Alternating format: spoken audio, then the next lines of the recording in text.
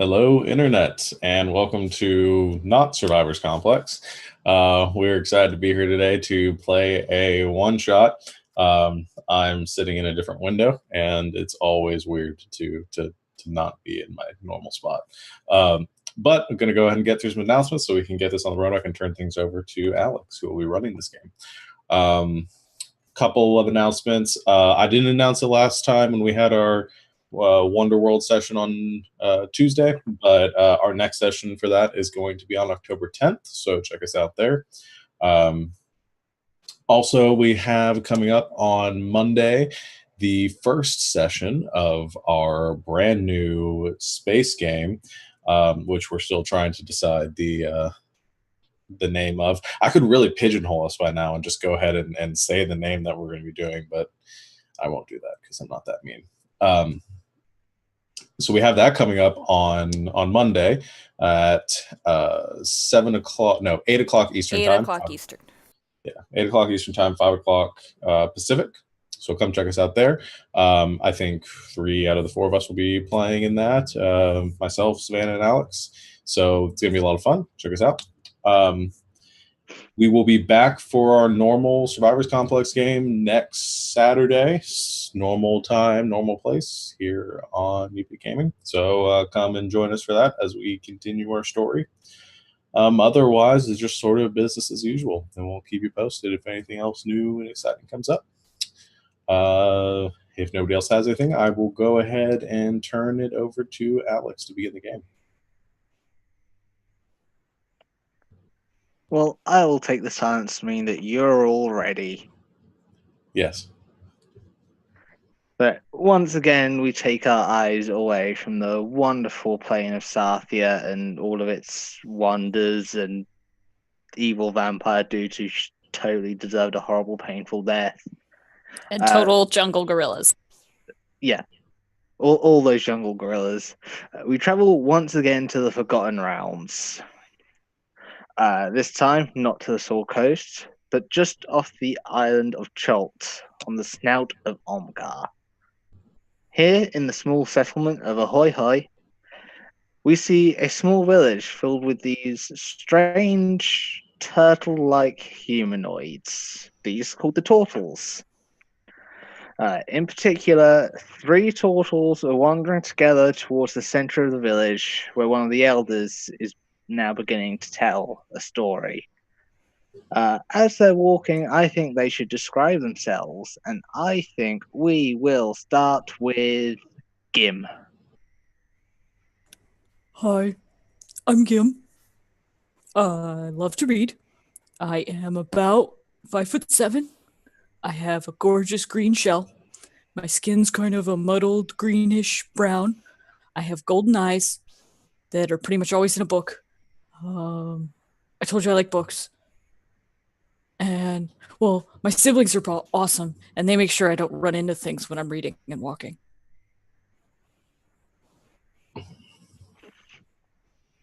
That's it. Suli, would you like to go next? Yes. I'm Suli. I am also a turtle. I look a lot like Gib. I have an awesome sword that I carry around with me everywhere. And a shield. And I have green skin and brown eyes. And I'm very strong. And my favorite pastime is breaking things. Wonderful. And finally, but definitely not least, Lop. My name is Lop, and I am the knight.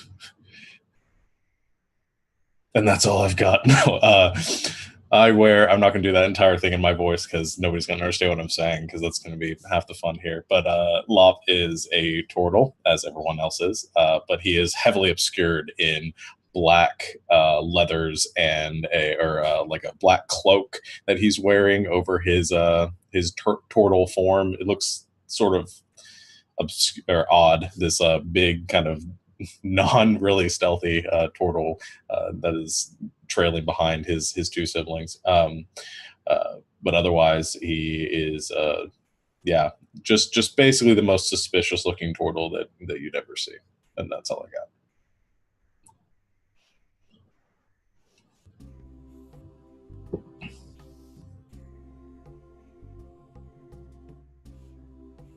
Alex, you're muted. Had to happen once.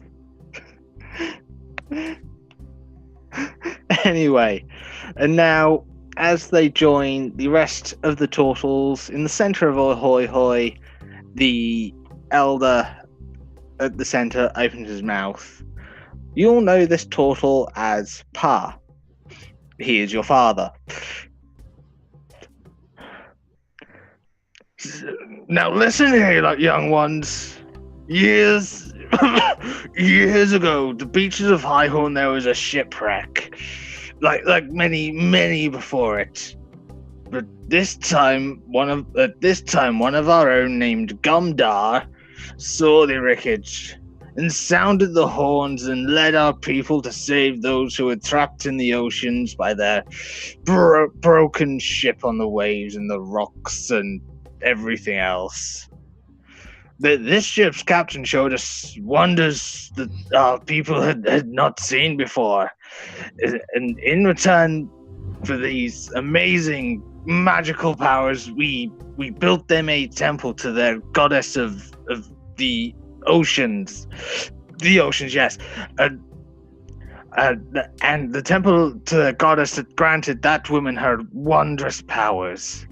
We lived our own lives for a while, staying separate as we did. Then all from that temple went silent. Nothing was heard at all. When some of our own kind went to check this out, we found the temple abandoned with strange dark creatures within its depths. Over the last 50 years or so, over the last 50 years or so, some Tortles have gone in to prove themselves. But this is a warning, especially to you three back there. I see you.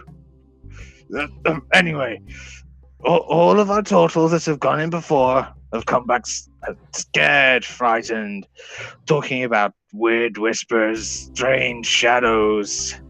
This is the warning to all of you little ones to never go near the temple.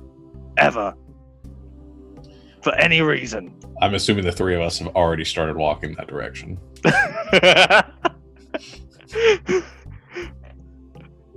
As you do, turn to go, you hear again. Did you not hear me? Come back. Come here. Here. You youngsters, now go do whatever it is you youngsters do. Be useful. Go on. And Pa himself goes back into his little shack, probably to take a nap. We should go to that place. It was cryptic and foreboding. We should definitely go there. I think I've heard a story about this. I like this. Let's do it. Yeah.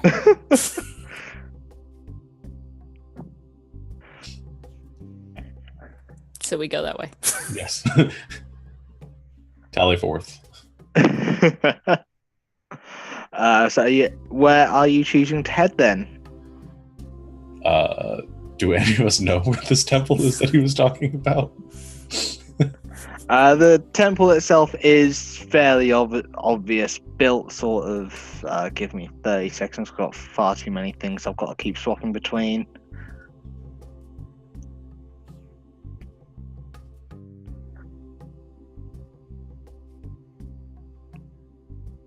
The temple itself is far to the south.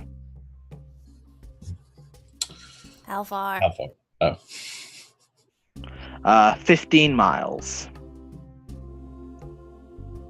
I have little legs. Yeah. I'm kind of slow when I read, so maybe I won't read. That sounds. All I hear is a lot of excuses. Let's go. Let's do it. Which, Uh, that's gonna take us all day. How are we gonna tell Dad or Pa that? Who's gonna tell Pa that we're fine? Me, I go find Pa. What? Oh, God.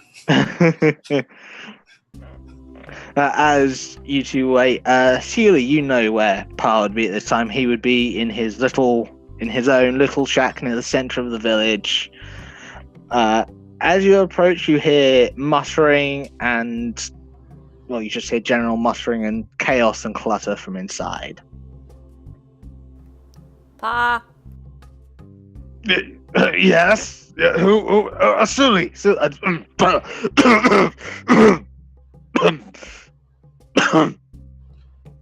Yes, what do you want?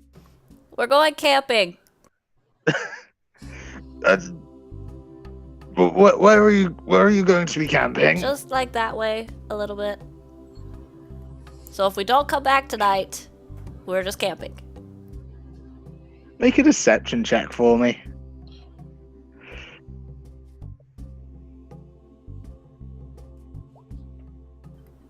Seven.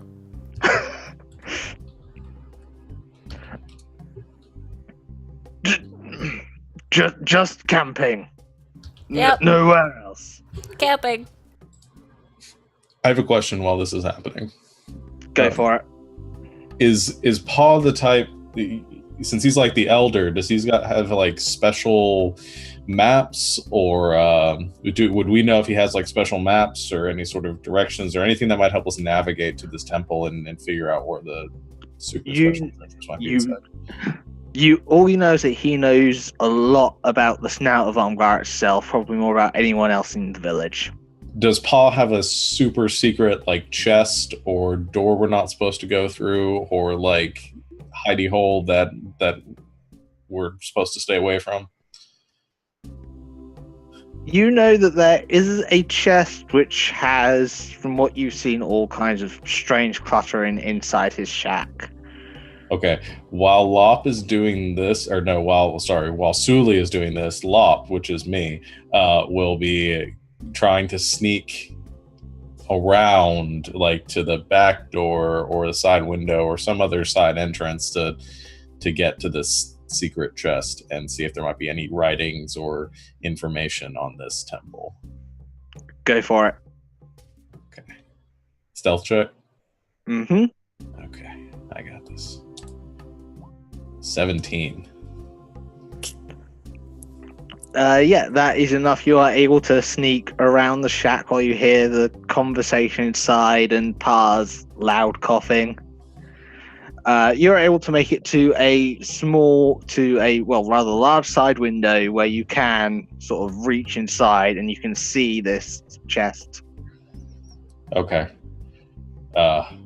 Is it like small, or is it like a big, like I'm gonna have to open it here because it's something I can like grab and It is fairly large. You wouldn't be able to just easily take it with you. I'm gonna pull myself into the room. And is the chest locked? The chest is locked. Okay. All right. Gonna take out my thieves' tools and lay them before me, and also take out the small book on how to thief and put it next to me. And as I'm looking at that and picking up the tools that it's telling me to, I am going to start trying to unlock this chest. Go for it. 17 again. 17 is definitely enough. You're able to open this chest in a matter of seconds. All right. And I open it.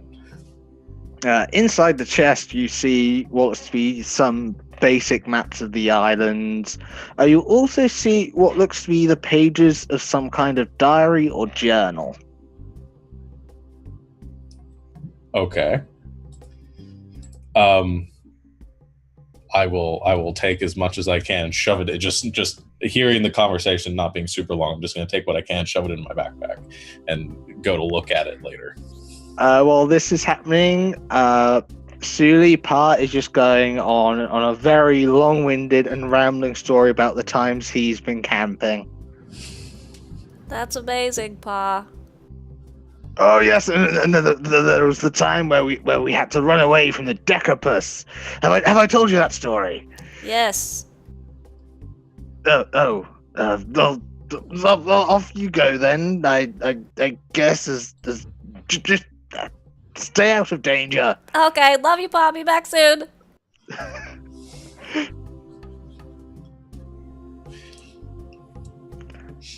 And Locke, could I get another stealth check as you've got to climb back out through the window? 23. Yeah, you make it out of that window. You just dive out. I am the knight. As I land, I'm pulling my hood, which probably makes it more suspicious. And then I start just like... It's like 10 a.m.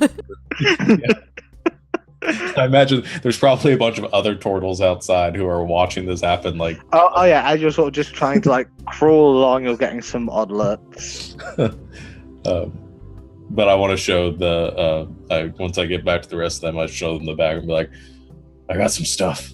You took Pa's stuff. Yeah. What are those pages full of writing on them? Can I read those?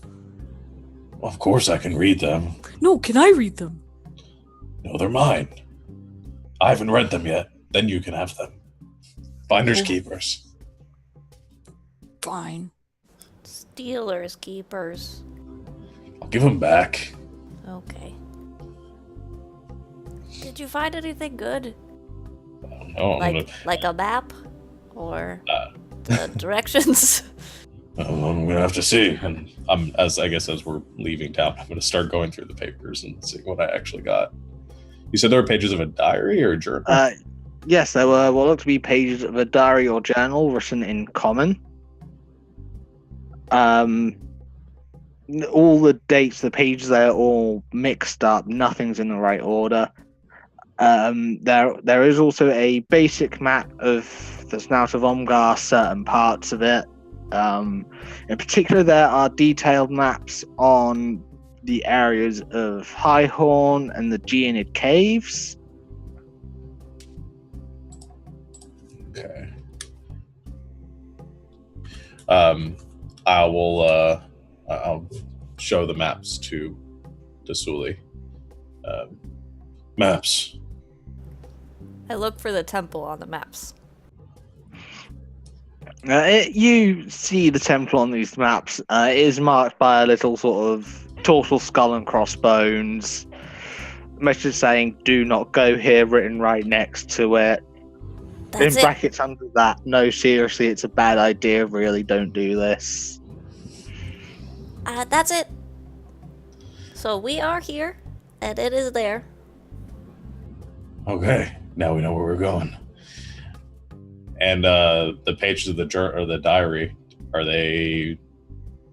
do they like overview? What do they talk about?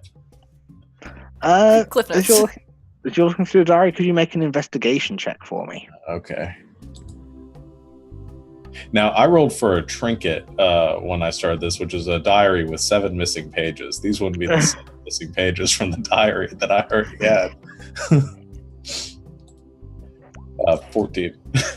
Give me a second on that one. Sean trying to start a whole new campaign.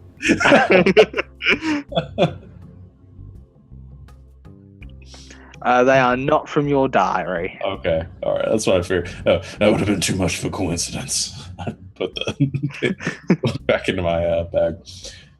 The 14 on the investigation. With a 14, you're not quite able to get all these pages in the right order, but they do talk about the temple itself. Some of the one of the main subjects seems to be doors inside that require some kind of symbol to unlock. Secret doors. I love secret doors.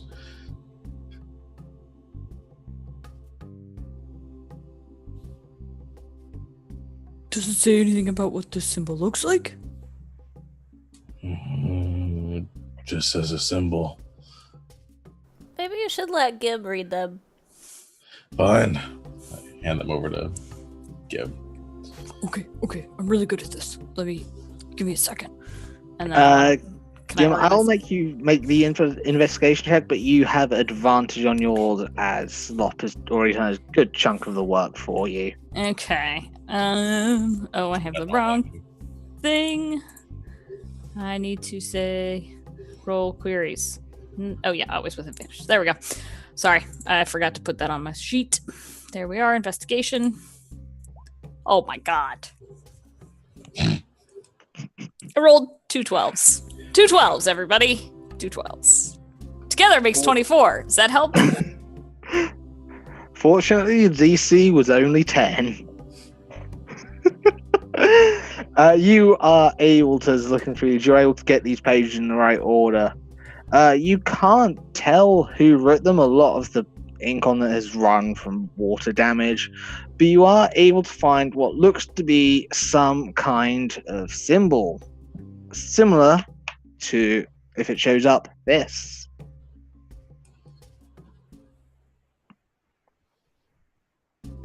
Looks like 2 waves. Is that what I'm seeing? Mm-hmm. Okay. While looking through the diary as well, you see a passage that reads, "We can get through most of the temple that these creatures built for us, but unfortunately I've lost one of my symbols. Hopefully it's somewhere within the wreckage back on the north point on the island. I'll have to make a point of going there eventually." Okay. Well, so I found the symbol, and I tell him what it looks like. And it sounds like there's one possibly in the wreckage at North Point. We could get one and get in there. Treasure hunt. Treasure Yeah. hunt. Treasure hunt. I like this plan. This could be an awesome adventure that I could write about. Oh god. Everyone would read this. But Let's Lop, do this it. time we get to be the heroes. Or at least find the treasure. Yeah. Heck yeah. Let's do that. Let's go. So, looking at your maps, you see that, and from listening to past story, you can guess that the point mentioned in this entry is High Horn, which is on the northern tip of the snout of Omgar. And do we hit that before we hit the temple? The High Horn's to the north, the temple's to the south. Okay. And we're still further north, right? Yeah. Cool. Okay. So, as you are walking through these jungles to the north, you hear familiar noises, some strange ones as always, as you beat your way through the underbrush, sometimes having to chop some of the larger plants aside, seeing strange creatures skittering all around. I would like you all to make perception checks.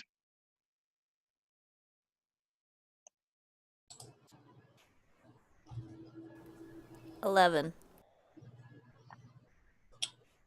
16. I also got a 16. Okay. Lop and Gim, you are able to realize there is something following you using the tree branches above. You can't quite see it, but you know it's there. Something's following us using the treetops above. I whisper. I can't see it, but I know it's there. It keeps getting into my light. I can't read as well when it's in my light. I'm going to stealth. Dart off Okay, to the trees. Make a stealth check for me. As I I need to go use the bathroom, and then I go to stealth. 20. Okay, you are effectively stealthed. Alright. As you are in stealth, all of a sudden, Suli, a tentacle reaches down from the treetops and tries to hit you. Oh god, the Decapus!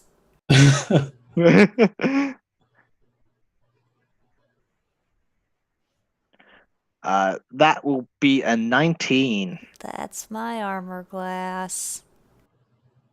Okay. Ow. So you take 9 bludgeoning damage.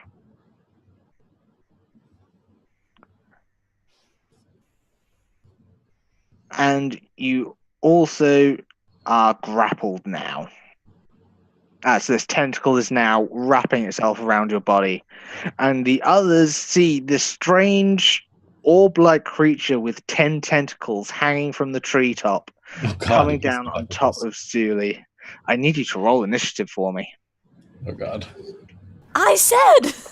You guys didn't believe me.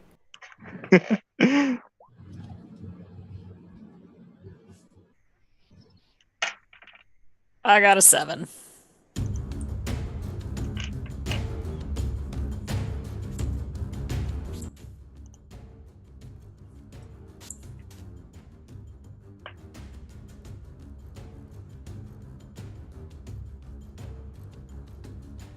Oh, I got a 13. I guess I should say that. Sorry.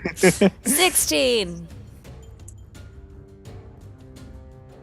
Okay, Zuli, you're going first. Oh man. Can I still hit it?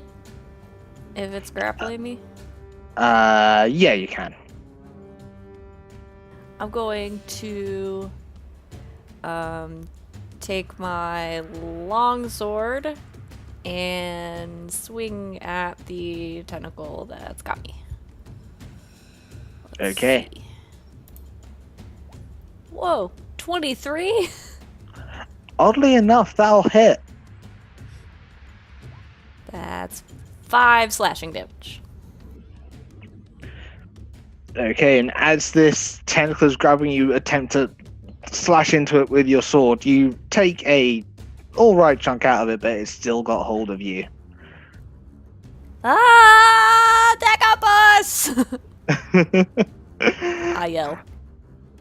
Lot, this is now your turn. Okay. Is it like still mostly in the trees up there? And- It's still mostly hanging from the trees, yes. Okay. So I'm going to, from my stealth position, throw some daggers at it. Okay, it's got no idea where you are, so you get your sneak attack. Yay. I have advantage on them too? Yes, because Okay. you are stealthed. All right. That's an 8. As you throw your daggers, they bounce off its hide almost harmlessly.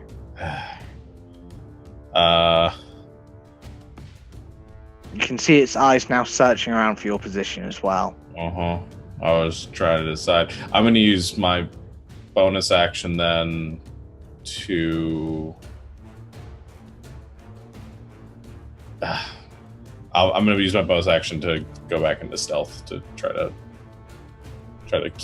stay hidden if I can do that. Okay, make another stealth check for me. All right. 20. 20 is definitely enough. You're able to dart into another nearby bush. Your shell just looking like the top of a rock.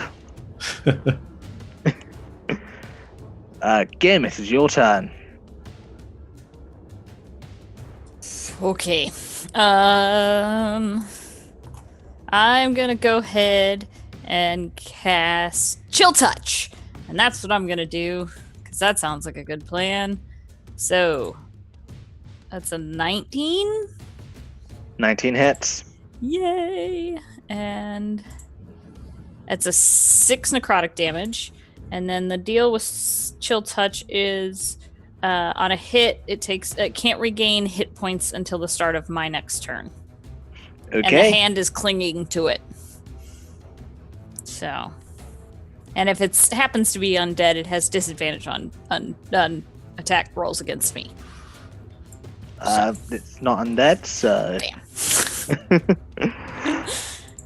But you see as this hand touches this creature on the tentacle it's still holding you with, the tentacle itself now begins to sort of wither and decay slightly.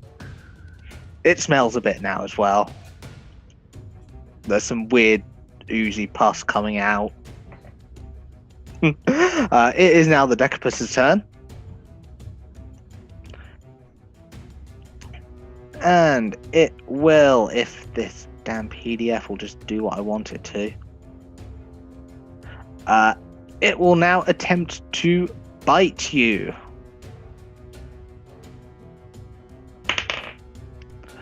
That will be a 12, which I believe does not hit. Which person was it attacking? I apologize. That was going to be on Sully. Okay. That does not hit me. Okay, but Gimmet is now going to attempt to grab you with one of its other tentacles as well. That is a 15. So this tentacle reaches out to try and grab you, Gim, but you're able to sort of duck out of its way and just push it off. Can I totally just RP it that I duck my head into my shell and then pop it back? Yes. That is perfect. Sully, we are back to you. Stab it!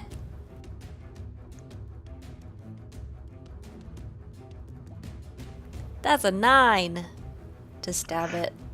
9 does not hit. As you attempt to stab it, it just pulls with its tentacle, knocking you off your balance, and your sword swings wildly.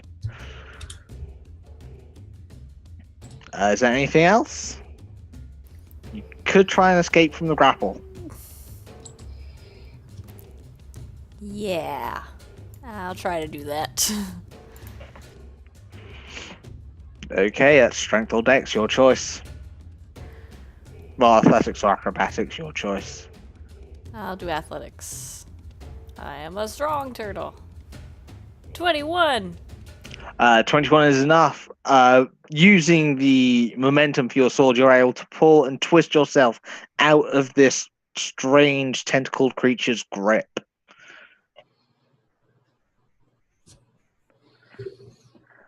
Is there anything else you'd like to do? I don't think I can do anything else. Oh, that's it. That is fair. Lop. All right. I'm going to try doing the same thing again. Duck out from behind another tree. Hurl my second dagger. Okay, go for it. Come on. Okay, that's a 20. 20 hits. Okay.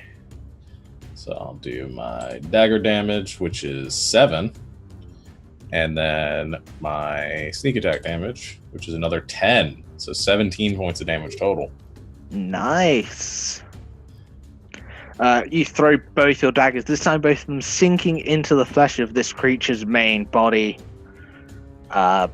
It does not look happy with you now. Once again, you can see it's trying to seek out where these daggers have come from. Anything else you'd like to do? I'll use my bonus action again to hide. Duck back into the trees on the other side. Go for it. Cover. Oh, I didn't have advantage. It's just a 24. Just a 24. I think that's enough.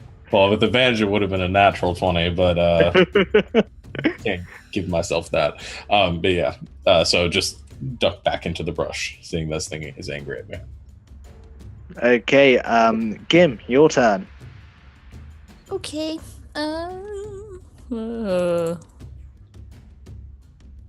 Because it worked so well the first time, I'm going to try a Ray of Frost. And that's what I'm going to do. Go for it. Okay, here we go. 13 to hit? 13 does not hit. Boo. That's my turn. Oh, well, your Ray of Frost, unfortunately, just going wide as this thing is now swinging in the trees, searching for its new assailant. But its previous target is still nearby, so it is going to attempt a tentacle attack on Sully again. 12. No. It's going to try another tentacle attack. 6. No. These tentacles just flailing wildly as you sort of beat them away with your shield. Julius, is now your turn again. Am I in melee with it? Yeah, you can easily hit any of its tentacles that are dangling down. Okay, I will swing my longsword down on a tentacle. Swing that longsword. Or not. 12. 12 does not hit. I will... Wait. I'm gonna use my action surge and try to hit it again. Try to hit it again. Oh, this is fun. 23! 23 hits. That's 8 slashing damage. This time, as your sword comes down right on top of one of its tentacles, you hear a shriek of pain from this creature, as you can also see the tentacle now oozing limply on the ground. Anything else?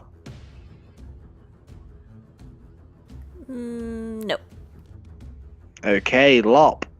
Okay, so it's still mostly in the tree? Yeah. Okay, so since turtles are so good at climbing trees, I want to try to scale up the tree to get on its level to attack it. Make an athletics check for me. Okay. It's a 9. 9 is not enough, I'm afraid, as you attempt to scale a tree, but you just can't reach around it to get enough of a grip to pull your shell up. You just end up getting up, sliding back down. Okay. What all did that cost me to do, besides my pride? I'm going to say that only cost you about 10 feet of your movement.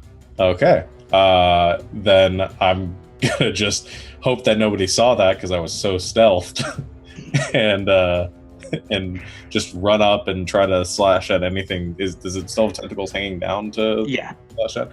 Okay. Then I'm going to draw my short sword and go and hack at one of those. Go for it.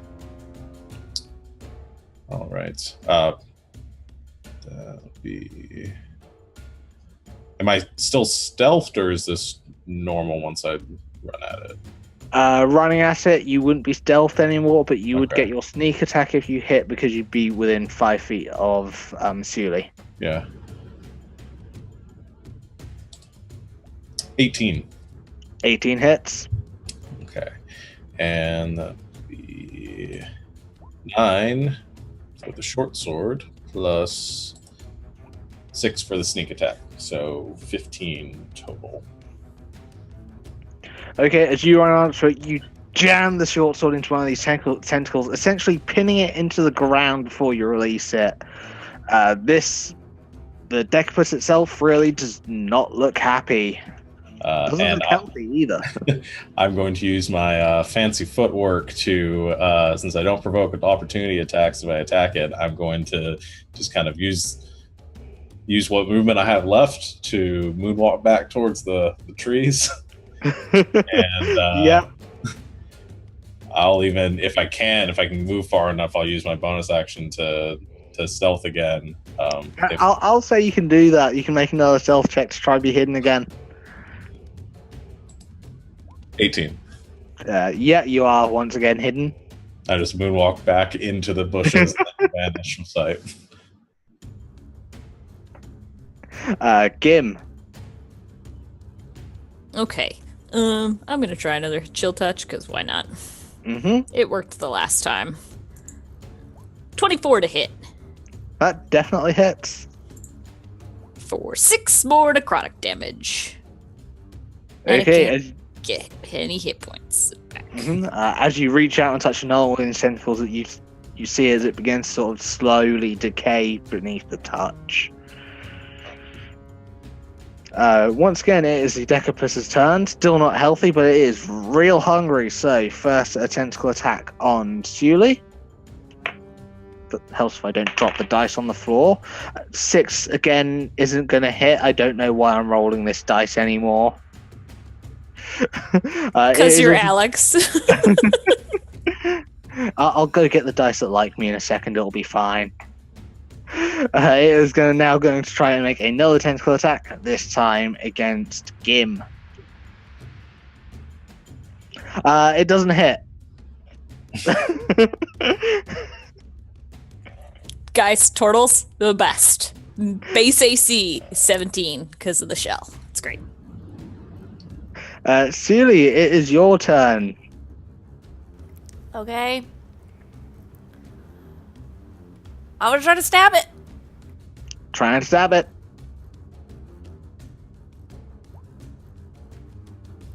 That's a 12 again. 12 does not hit the creature, I'm afraid. How far away am I from Gim? Are we next to each other, or? You're only about 10 feet away from Gim. Okay. I just want to move a little bit so I can position myself next to Gim in case the Decapus tries to hit him again. Okay. You're staying within its attack range here, so you're not provoking attack of opportunity either. And that's it. Okay, Lop. Okay. Since the tree climbing didn't work, what I'd like to try to do this time is, and I'll use my bonus action to dash if I need to do this, I will rush up behind Sully, and I'd like to try to vault off of Sully up towards the creature and slash at it with my short sword. Okay, yeah, you can try that. I'll say it will need your dash. You have to run up to Sully and then sort of climb up to be able to vault off the shield and everything. I know Okay. what's happening. We practiced this. I am perfectly okay with you guys having practiced this before. Could you make an... Let's see, you want just make an acrobatics check for me to make sure you can do the jump properly, and if you roll well enough, you'll get advantage on your attack as well. Okay. All right, so I come rushing out, and I do our turtle or battle cry, which is sort of like ha ha, and I just come rushing up behind you. Oh god damn it! It's 10. 10, you're able to make the jump, but you have to make a regular attack. You don't have your advantage, I'm afraid. All right, normal short sword attack as I vault off the back and then go to slash at the creature. 19. 19 hits. Okay, and because I have rakish audacity, I still get sneak attack, even though I don't have an ally within 5 feet, as long as there's no other creature within 5 feet of me. Okay, yep. So that'll be 10 piercing, Mm-hmm. max damage on that one, and 8 sneak attack, so 18 total. Oh, wow. That is the perfect number. How do you want to do this? I, after giving my turtle battle cry, come rushing up behind Sully, who I guess, I don't know how you doing, just turtle in your shell. Yeah. I just launch off the back of her, take my short sword in 2 hands, and then just jam it into the side of this creature, and then let my really rotund turtle body do the rest of the work. Okay, so Gim and Shuli, you watch as Lot leaps up and stabs the short sword into this creature's side, and you just and as it's just hanging there, you see the sword just begin to drag through its flesh, and as he does this, the creature's tentacles release the tree, and they both fall to the ground. Ew. Ew. That was gross. I clean off my sword and say, "Aren't you glad we practiced that?" Yeah. That was so cool. I mean, it looked cool. I can't wait to write about it. High five. Silly and Gim, can you just make perception checks for me?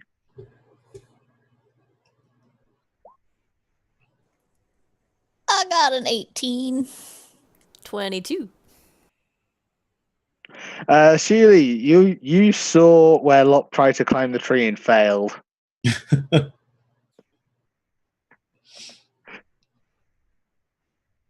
I saw you climbing that tree. I don't know what you're talking about. You climbed a tree? No. No, we didn't. Did he try to climb a tree? Yeah. Sheath my sword. You fell.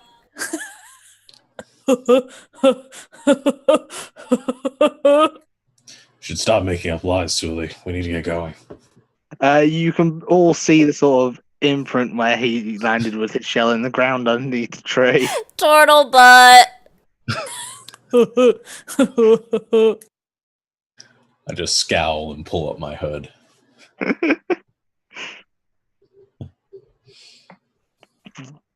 So, standing atop a rocky crag at the northernmost tip of the island, facing northwest, is a 30-foot stone statue of a turtle, with a large stone horn held up to its mouth. Below the monument is a stretch of sandy beach covered with shells. Black moss-covered rocks jut from the water like teeth worn down by time. Just beyond these teeth are several barnacle-covered shipwrecks. Can I review the notes to see if there's any indication of which shipwreck it might be or any distinguishing features? Yeah, you're very easy able to do that. You've already got all these in order. It only takes a few minutes to look. You are able to tell that the ship you're looking for is called the Bitch Queen. From the notes, you can tell it was some kind of floating temple. Okay, so You also know that little remains except the ship's bowsprit and wooden figurehead. okay, I tell everybody that we may have to swim and look in the sand, just so you know. There's not a lot of it left. Okay. I'll keep watch. Don't Maybe you climb should any climb a trees. tree.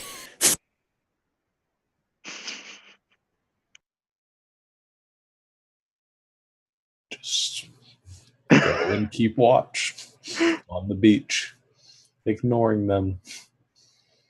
Okay. So, Celia and Gim, you're going into the water to try and look for the shipwreck. Yep. As you enter the water and begin to swim, you see Dot now moving just behind one of the shipwrecks is a very large reptilian-like creature. You know what this is, hearing some of Pardol's stories. You know that this is a plesiosaur, but you also notice as it moves through the ocean is that it has two heads. Are they friendly? No. Oh no. Backing up. Backing up. Yeah. Do they look fast?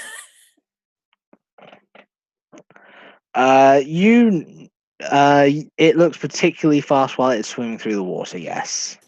Okay, yeah, getting out of the water. And Lop, you just see Gim and Sully sort of slowly backing out of the water.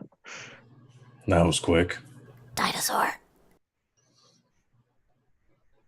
I go looking for the I don't go into the water, but can I see the dinosaur from the beach?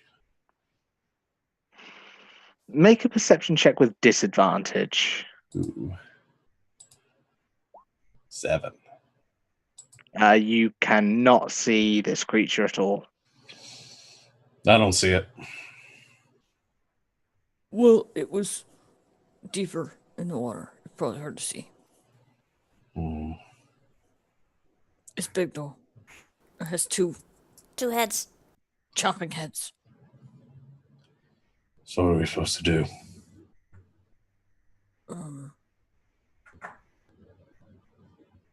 Make it go away?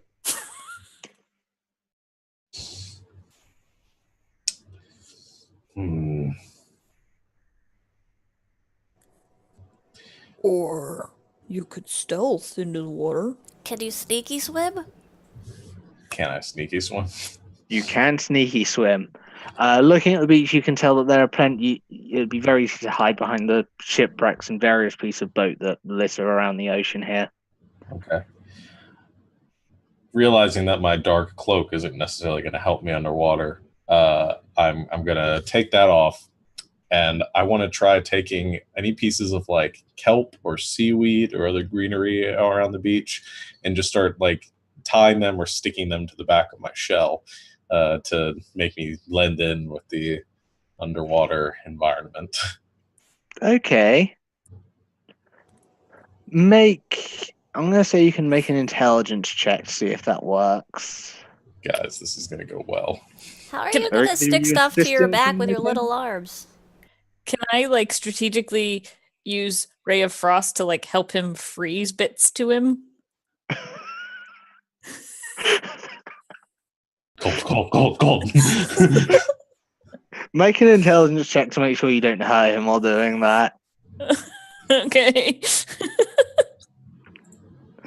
17? Use 17's enough. You're able to sort of strategically use this spell in a very, very tiny form to be able to do this. Awesome. Okay. Do I still need to make the check, or is You it still need to make the check. You can have advantage because you are getting assistance now. okay? 6. So,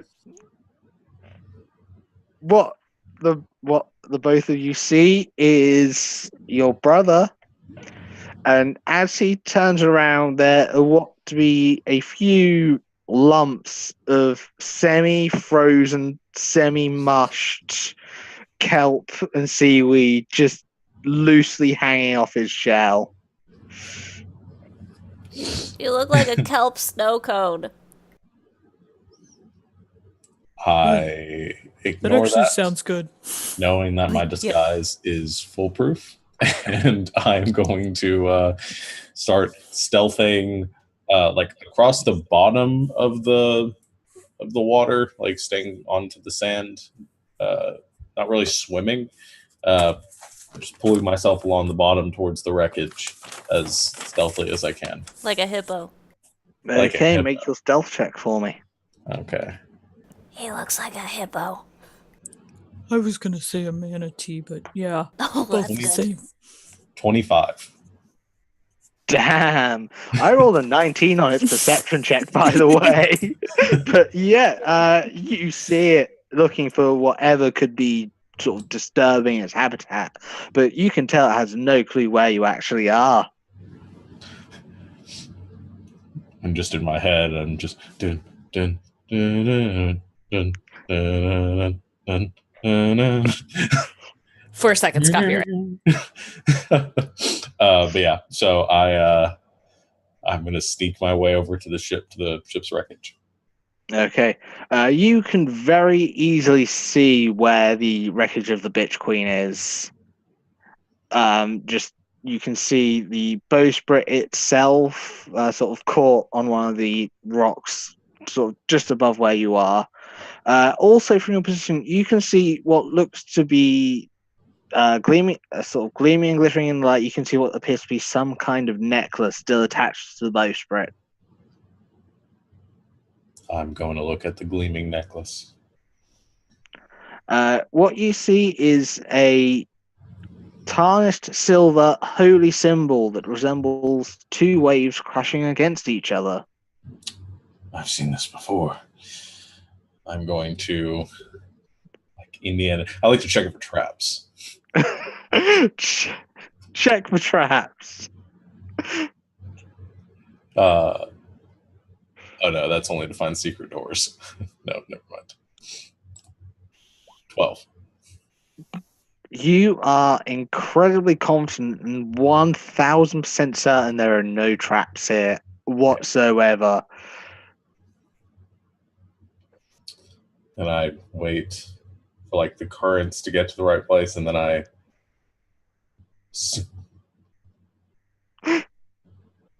Nothing happens. You grab it. Nothing happens. All right. Tuck it into my hand. I don't know if I'm wearing anything at this point because I took my cloak off. I am just gonna start stealthing back along the water. Is there anything else in this wreckage? Do I see anything else shiny or anything else glimmering? Are there any secret doors in this wreckage? There aren't. Damn. Let's see. There's nothing. Looking at what's left of this ship, you can't see anything that could be valuable. But you can see there are plenty of other shipwrecks for you to check out here. The temptation. Looking at the nearest ones, there is the Cassarius, the Dawn Avenger, or the Dirty Dastard.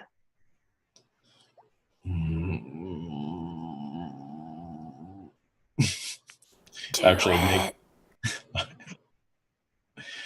how close is the Dawn Avenger from me? Dawn Avenger, from here, I'd say it's only about 40 feet away.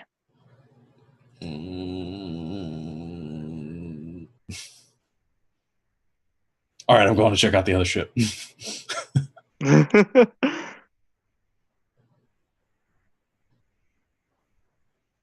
I can hold my breath for like an hour, right? You can, yes, because you are a Tortle. Okay. So you're approaching the Dawn Avenger? Yes. As you approach the ship, you can see that it is completely broken in half. The aft section of the ship has been dragged down to the sea by the currents, and you can see the forward section hanging sort of caught up between the rocks above you. Look through the wreckage. Anything? Cool. You can see that this ship has been picked clean, and there is nothing of value left. Okay.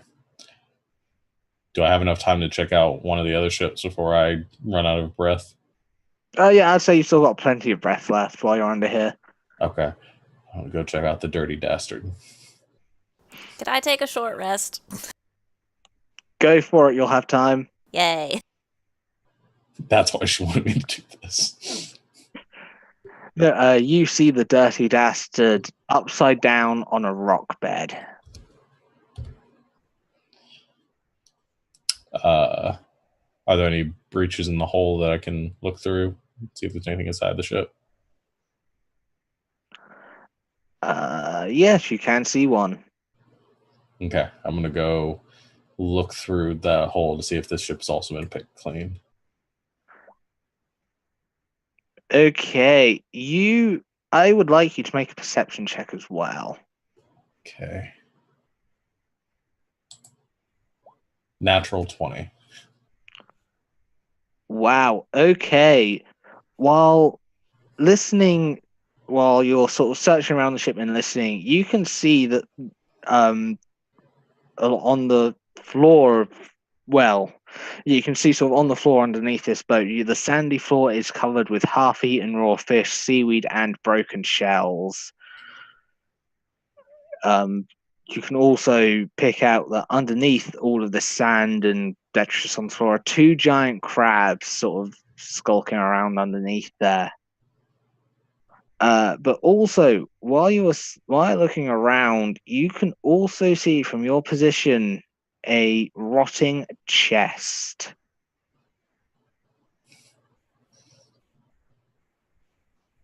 But the crabs are guarding it. The crabs aren't guarding it. They are just, from where they are and what you know, you'd imagine they're laying in wait for prey to come by. Okay. Okay. I have an idea. Is there any pieces of wreckage, like kind of on the other side of the ship from where the chest is, that looks like if I pulled them hard enough, like they might break and make some noise or commotion? As you sit around, you can very easily see things that, if you disturbed, would make quite a lot of racket. Okay. I'd like to take from my pack my hemp rope Mm-hmm. and tie it around a piece of wreckage, and then like stealth over to the other side of the ship and pull that to make some noise over on the other area to lure the crabs away, and then stealth into the ship, get the chest, get back out. I'm sure it's going to go that easy, but Okay. Yeah, I'm going to say that the first bit of that definitely works. You're able to find a piece of wood that is very rotten. You can see that it's still somehow holding some weight. You're able to tie the rope on and try it around to your position. And as you pull, you can almost see as the whole ship shudders before you in a loud crack from the other side. You see the two crabs moving to that side to find out what happened. and then I go in through the hole over to the chest. Make a stealth check with advantage, please. Okay. Good thing I had that advantage. 22. Yeah, 22 is enough. You are able to sneak your way towards the chest. Okay. I pull open the chest in whatever way I need to, since it's rotting. Yeah, the chest itself is also unlocked, and inside you find a lot of copper coins. There is a comb that appears to be made out of bones. There is some kind of stuffed bird. You assume it's something from the main island of Chult. It's not something you've seen before. Could you also make a wisdom check for me? That's a 4. Okay, don't worry about it. Okay. I will grab as much of that as I can and shovel it in my bag. As you're shoveling all of that into your bag, you hear a voice from the servant you made. Where are you, pretty? I know you're here.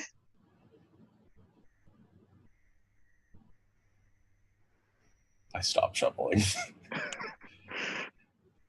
And I look around. Do I see, is there something here? You hear something moving about the ship that definitely isn't a giant crab. Okay. I like to, as quickly and as quietly as possible, make my way out through the hole I came in. Make another stealth check for me. 13. As you are making your way towards the hole, you see what looks to be a humanoid woman with blue skin, seaweed and kelp for hair, horrible bulbous eyes and sharp fangs and claws, looking directly at you. There you are. Now come here. What do you do? I take out from my bag one of the flasks of oil I have, and like an octopus, I break the flask in the air, in the water in front of me to create a smoke screen, and I run away. You hear this strange creature howling in frustration as you do this. Make a stealth check with advantage to get away, please. Okay, and as I do this, I say in order, smoke bomb. You two just see this sort of black cloud starting to appear underneath the ocean surface. 22. 22 is enough. You are able to get away, still hearing this thing's shrieks and cries of frustration. I run back to my siblings. And Lop now comes up, breaking the surface of the water in front of you, looking out of breath and kind of freaked out. What'd you see? We should go. We should go. Did you get the symbol? Nothing else here. We should go. I got it. We should go. Okay. Okay. I quickly try to herd them towards the jungle. Is there any more like seaweed stuck to him? Oh yeah, there's still seaweed Someone. stuck to it. Did you As see he the runs- dinosaur? Yeah. Saw the dinosaur. Also, scary green lady. You all hear this terrifying shriek emanating from the water. Yikes. Let's Uh, go. Yeah, run. Okay. So you now all travel once again through the jungles of the Snout of Omgar. This time far to the south. Able to take time after your current adventures to camp, rest up for the night, regain your composure, maybe, or I share with them what I got. So I take the necklace with the symbol and I give it to Gim, since she's doing the symbol stuff. And then I show them the copper pieces and the comb. there are 200 copper coins in total. What are we gonna do with a comb? I don't know. It's a thingamajig. Let's call it that. We don't. Isn't it for her? What do you do with it? I don't know.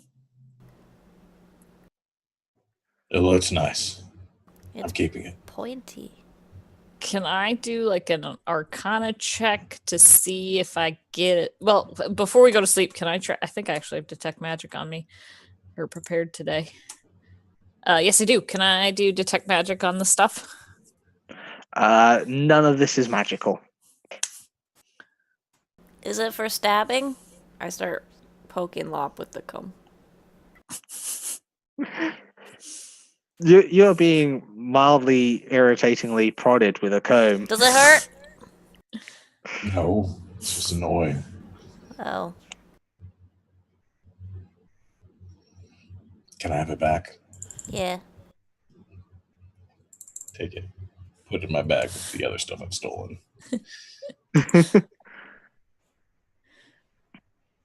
Okay. I'm getting an echo, by the way. I don't know if anyone else is. No. Strange. Oh well. And now it's gone. It's because you acknowledged it. Hello, Echo. Please don't come back.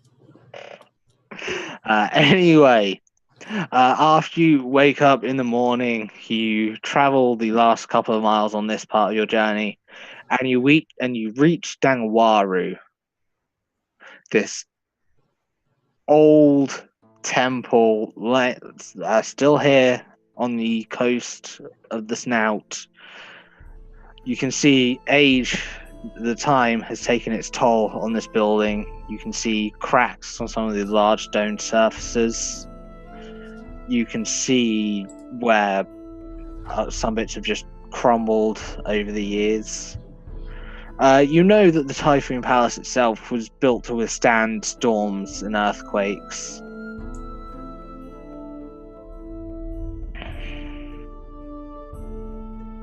So, are you going in?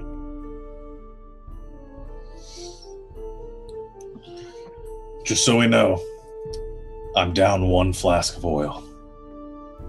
How many do you have? Now I have 1. Oh. I have a bottle of ink. Does that help? No, but good to know. I have torches. We can set it on fire. I have a lantern. That's what the oil was for, but I used it to get away from the scary green lady. Oh. That sounds like a good use of oil. Hey, full disclosure. Okay. So, Thanks for the heads up.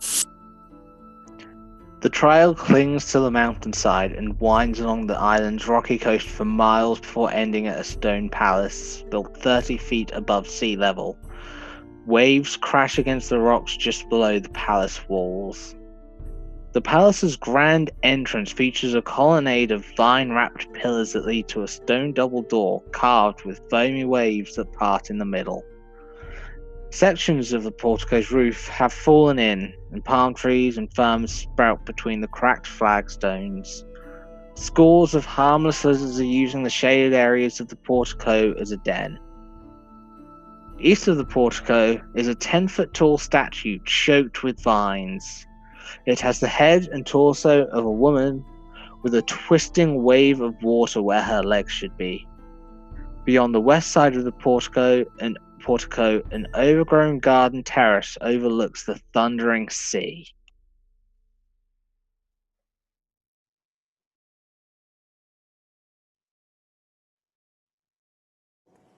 Well, where do we go from here? I thought you'd know, smarty pants. You can tell also that the waves pattern on the doors in front, on the closed doors in front of you, are the exact same as the ones that are on the holy symbol you picked up from the wreckage. Oh, well, see if that symbol's a key somewhere. Like, you gotta like put it in a thing and turn it, or I don't know. I gave it to you. Oh, well then I'll do that. I didn't realize that. Go me. I know you showed it to us. I just didn't realize you gave it to me. So I'll go up to the door and see if I can find where the symbol fits. Okay. As you approach the door, you can tell that there isn't any kind of indentation in it.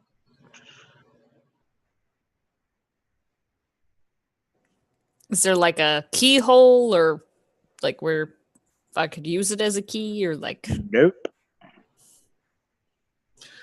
Just try opening the doors. I shove the door. As you push the door, it opens. Ta-da! You can hear the rusty iron hinges squealing as these doors swing open in front of you. Oh, I guess it's time to go in. Let's go! I go. Okay. The palace doors open into an antechamber with a torch bracket mounted on its west wall. Set into the south wall is a heavy iron portcullis.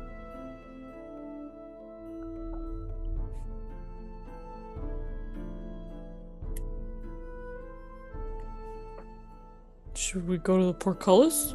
Or... what's behind the portcullis? Do we see anything like... is it see-through or is it just... The portcullis, you can see that there is it looks like a very large hall through the portcullis. You can see that it most likely leads further into the temple. Is there like a lever or something to open it? You can see a lever on the other side of the portcullis. Ooh! I have an idea. And I run up and I cast Mage Hand to go and pull the lever. Okay, yeah. You cast the mage hand, and you see as it appears, it just floats between the gaps in the portcullis and reaches its lever, grabs hold, and pulls it. Activating the winch that now makes the portcullis rise in front of you. It's a good thing that opened the gate and didn't drop something on top of us. Good job, Kim! Well, you weren't doing anything. Thanks, Silly. I appreciate it. Let's go, I go in. A rusty iron chandelier hangs by a chain above a once grand dining table situated in the middle of a large room.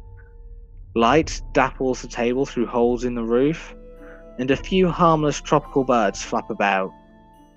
The tiled floor is littered with broken dishes, bird droppings, and other detritus. A wide staircase to the south climbs 5 feet to a raised gallery that surrounds the room. Old framed pictures of sailing ships hang on the gallery's walls. 3 closed sets of doors lead from the upper area to other parts of the palace. A 4th doorway in the southeast corner is almost completely blocked by rubble.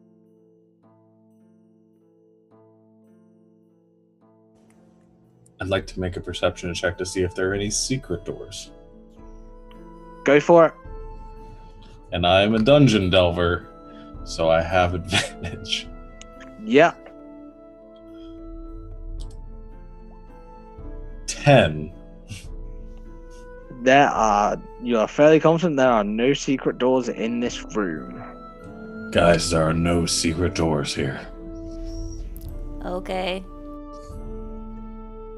But there are plenty of normal doors. Are we afraid of those doors? No, I think we should try those doors. Normal doors are boring. Fine, go open them. Which one? Eeny, meeny, miny, mo. That one. That one. I go open that one. Okay, so there is one to the northeast, northwest, southeast, and southwest. Which one was that one? I did that 4 times, so the 4th one you mentioned. Southwest. Because the southeast one's the one that's covered in rubble, right? Yes. Okay. The door to the southwest. Okay. A stone pedestal stands atop a circular desk in the middle of this room. Atop the pedestal, facing the double doors to the east, is a 10-inch tall wooden statuette of a woman holding a trident, with a shark's tail instead of legs. 4 iron torch brackets are bolted to the damp walls, which are covered with peeling plaster and set with colourful coral branches and starfish. A narrow window from across the double doors looks out towards the sea.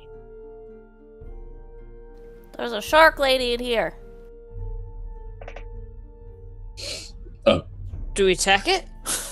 Oh no, not a real lady. She looks like a shark lady. I come over and look in the room and...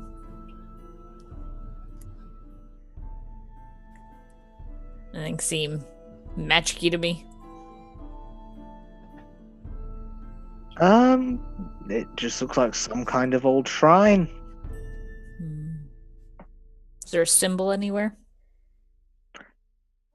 Could you make a intelligence investigation check for me?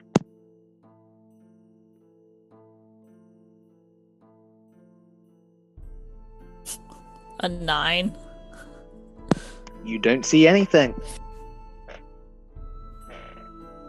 Let's go look under one of the other doors.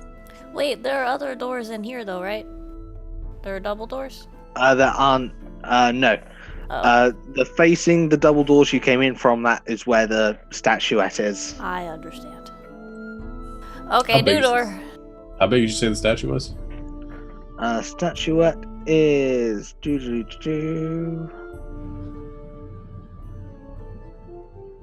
it is small enough to just fit in sort of like a small satchel or something. I take it and put it in my satchel.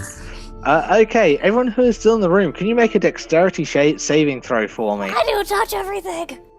Is this a trap? Yes. I have advantage on these.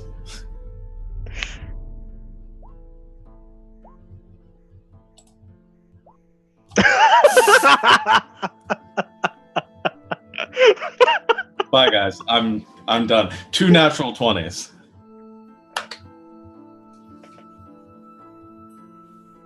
I was got ready. a 13. I like to think that Lop saw the trap and was like, I've always wanted to avoid a trap, and like picked it up, was like waiting for what happened. I got a 6. So, Lop, you take 13 points of thunder damage. Which is reduced by half because I have resistance to damage dealt by traps. Oh, you have... Okay, that was 13 for dodging it, so... Because I also have resistance to damage dealt by traps from my Yes, so that is halved again to 7. All right.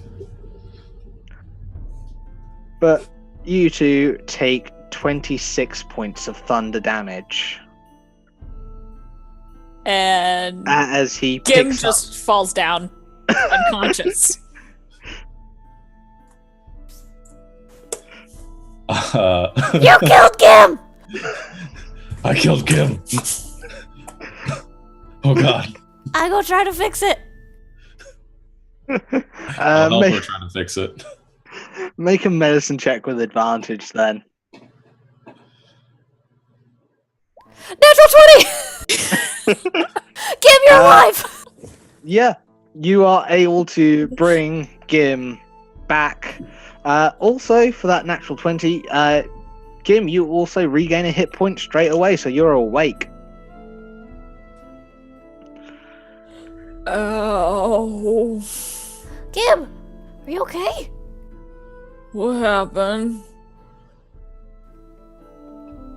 Lop. As I'm putting the statue in my bag. I don't know.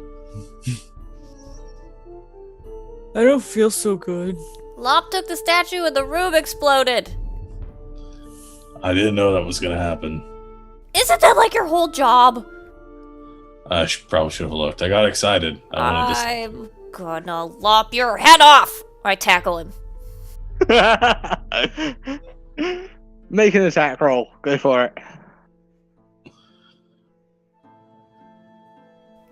I don't know what to roll. I'm just gonna roll my sword, but I'm not stabbing you. Just roll your sword. 9. Lop, you're able to sort of definitely just dodge out of the way as Sealy just goes charging past you. Now listen, I'm sorry. Okay, I'll be better about it next time. Troubles killed Kim. I'm sorry. Do we need to rest? Yo, help. I'm not doing so good either. Okay, can we just sit in this room and take a short rest? Too I bad. will say you have not seen any other signs of life while you're in here, or heard or anything. So you could you believe you could probably safely take a long rest. Oh, Too bad Gum Gum's not with us. She's the best healer in our village. that would have been smart to bring her. Why didn't we do that? Because we're not very smart. Hey, speak Hey. for yourself. I'm pretty intelligent. I read a lot. Yeah, Gib's really smart. Then how didn't you see that coming? And I run away. Because I was walking out of the room. I hate him. I can't believe you just one-shotted me with a trap. So do I get any XP for that kill? Gib didn't die! I'm still here, not dead yet. Yeah, okay, if we want to take a long rest, that would be good. Because we have no way to heal, and I have a 1 hit point. I have 10, so I'm doing better than you, but... Not by much. I'm still good. Should I keep looking? No! Okay. You stay here. Guard the door. I'll hold the door. That's not what I said. While we're resting, can I look at the statue? Is it fancy? Is it valuable? It is very fancy and ornately carved. You think it definitely have some worth somewhere. I put it in my bag next to my comb. Okay.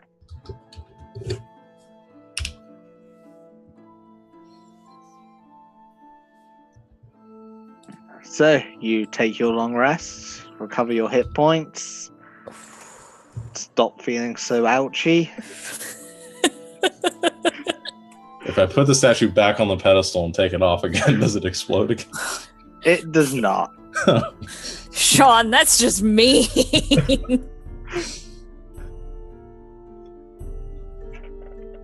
So, which door are you going through now? I get to pick the door now. I'll check it for traps. I'm gonna back up, but I say northeast. Okay, the northeastern door. Okay. And I'm going to check the door for traps when we go through it. The door isn't trapped. I'm Okay. not gonna keep making you roll. For every door we go through. But every single door you go through, yeah, that could get old after a while. Okay, I go in. A sunken bath choked with plant life dominates this room, the plastered walls of which are set with colourful coral branches and shells. More plants erupt through the gaps between the flagstones, creating a veritable jungle in here. A bat flutters about, alerted by your presence. Hi, Bat. Just kind of flutters about above you. There's I a will jungle name- in here. I will name him Strahd. That's not a good name for a bat. Silly name. Does the pool look like anything could be in there underneath all that stuff? Could you make a perception check for me? Oh, goody. Hopefully. I can roll better now. Nope. 9! You've got no idea. The plant life in there is too thick for you to see through. I can try to burn it out. But that may cause more problems. Maybe not. Okay. I'm done with this room. If we're done with it, can I do something? Yes, I go I outside. walk out of the room. Can I take a like a piece of rubble or a rock and like chuck it into the pool of the vine mess and see if anything happens? You throw a rock in the pool. That's about it. Okay. Nothing happened. Bye, Strahd. Strahd the bat. You can have You can have an inspiration for that one. There's more doors. The last one up here is this one.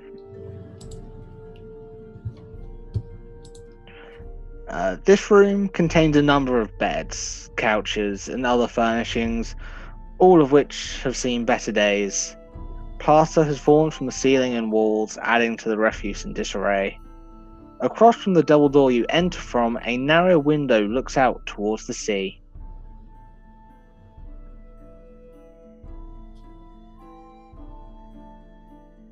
I look for treasure. Make an investigation check. Ten. You cannot find any treasure in here, but as you're examining this room, you see that the window in here is wide enough for something your size to crawl through. I go open the window. Okay, as you open up the window, you can see there is a stone walkway above the water's edge that has partially collapsed into the churning sea below, leaving wide gaps.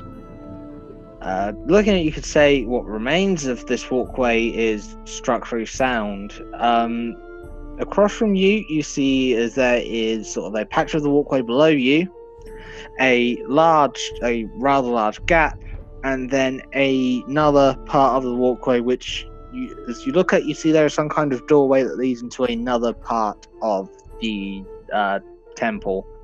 You also see just over that other part of walkway there is a window that you would guess leads into the room next door to the one you are in.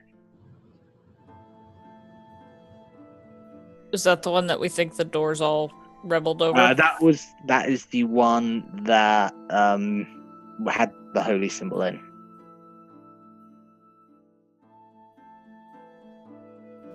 Hey! Secret path. Cool, let's go. I cast Featherfall on everybody and then just jump out the window. It is very easy to just jump out the window. If you're jumping out the window here, you'll see that you will need to try and make a jump towards the other bit of pathway. So, But I cast... Sorry, go ahead. I was just gonna ask. So let me get this right. So it's like the window, and the ledge is just like right on the other side of the window. So there's window, ledge coming out below you. The ledge leads forwards to a large gap. then there is the rest of the ledge, and just above that other part of ledge, a window that leads to the room that had the shrine in. So we don't need to fall or like feather fall from the No, window. these are on the same level. It'd be a jump across. Oh, never mind. Yeah. But it's good if we fall. I have some pittance and, well, I had rope. I don't know if everybody else has rope. I assume I left mine with the ship. I have a rope. Yeah, you didn't pick up your rope. No.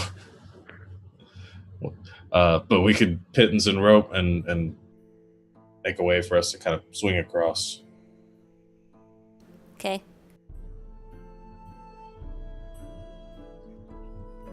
Surely, as you're looking, you can very easily tell that the window that leads towards the shrine room is again large enough for you all to fit through.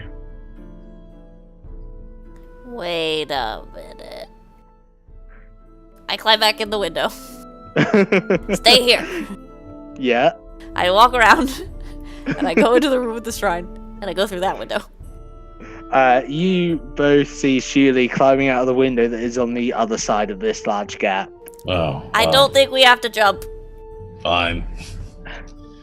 And that's on the other side of that is the way to get into the closed off. That is what that leads further into this temple.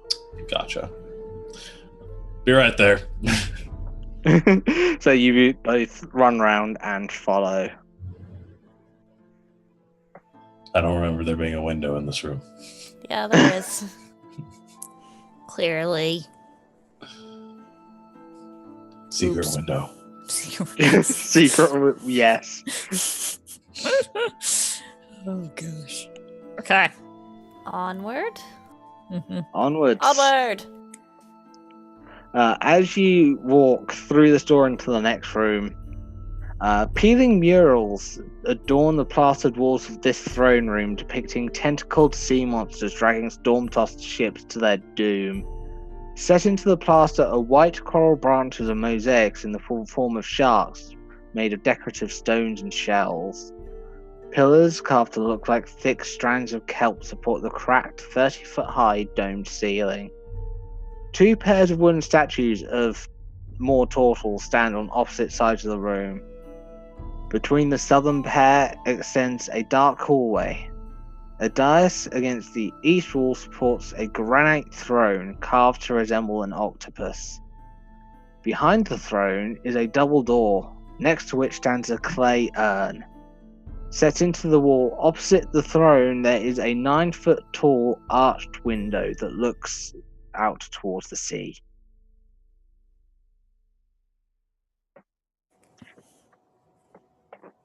Which do you go down the creepy hallway or the big door? Should we pick up the urn? No. I'm backing the heck up. You could pick it up, but... Can I go and inspect the urn? Okay. Give me a second.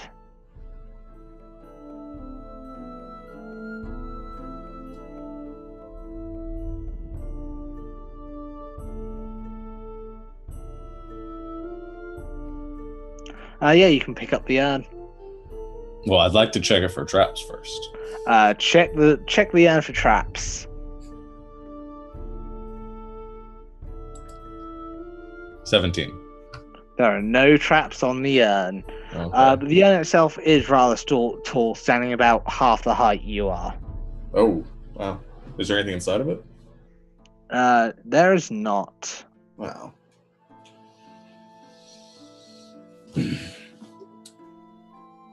It's empty.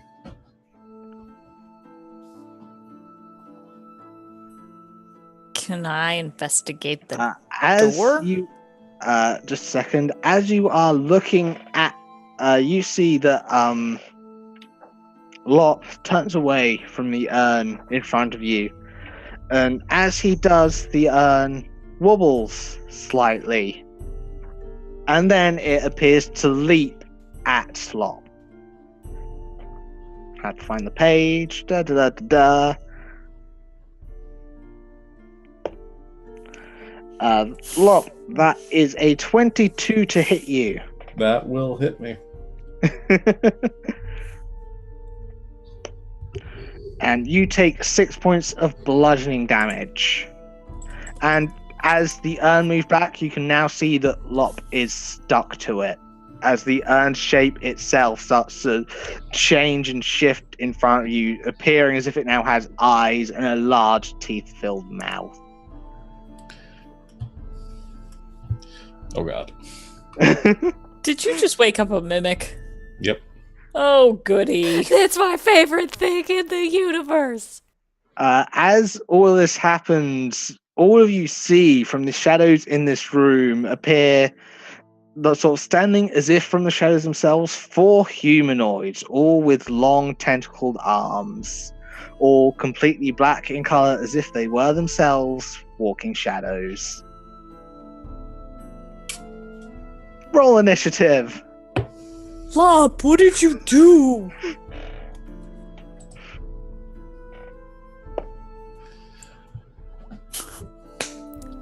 $15 for me. 15 for me. 8.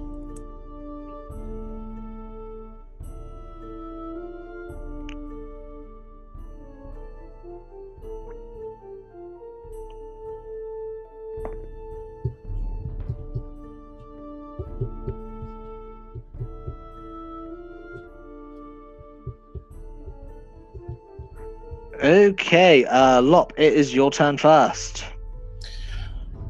Can I try to unstick myself from this thing? Yeah, sure. You can make a just the same ability checks as all. It's either athletics or acrobatics, your choice. Alright, I'll make an athletics check. Natural 20, 26. You are able to just straight away, as you see all these shadows stand up, just quickly pull yourself straight off this strange creature, turning to see the horrible Moran visage that it now has in front of it. Anything else you're doing? Is that my action? No, half your movement. Okay, then I will stab it. Okay, good stab. 19. 19 hits. All right, and there's no one else. Is there anyone else within 5 feet of me? No. Okay, then I will get my sneak attack there. Oh, that's 10 piercing and 11 piercing, so 21 piercing total on that. Ouch.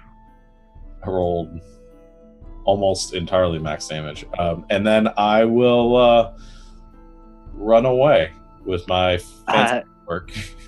Yeah, you're able to run sort of back more towards the center of the room where Celia and Gim are waiting for you. Speaking of, Celia, it is now your turn. I take out a hand axe and throw it What are you throwing it at? well, what are the shadows doing? They're just kind of hanging out, or they look like they're about to eat us? They are looking rather aggressive. They look like they will definitely be trying to hurt you. I'll throw a hand axe at the mimic. It's scary. Okay, go for it. 11. 11 does not hit, I'm afraid. The hand axe itself kind of sticks to its strange form. Oh no!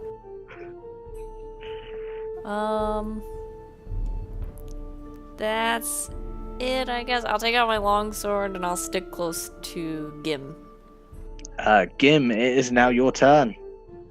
Okay. Oh no, sorry, it's the mimic's turn first. I misread my writing. The mimic is going to kind of sort of how does this thing move? It's just going to kind of like flump towards you. You all know what I mean, right? That's it, yeah. Yeah. It is now going to make another sort of melee. It's a slamming attack again on Lop. This thing wants me. Is he within 5 feet of me? He is, yes. I use a reaction to give it disadvantage because I have a shield. Okay. It rolls a natural 1. So just flump, flump, flump. It sort of pulls itself back up looking embarrassed. That is its turn. Gim, now it's your turn. Okay. You said the ceiling was 30 feet high, but how big is the room? The room itself is... the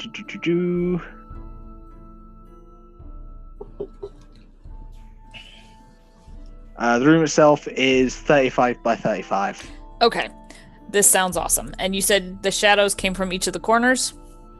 Sort of anywhere there were like other shadows in this room. Okay.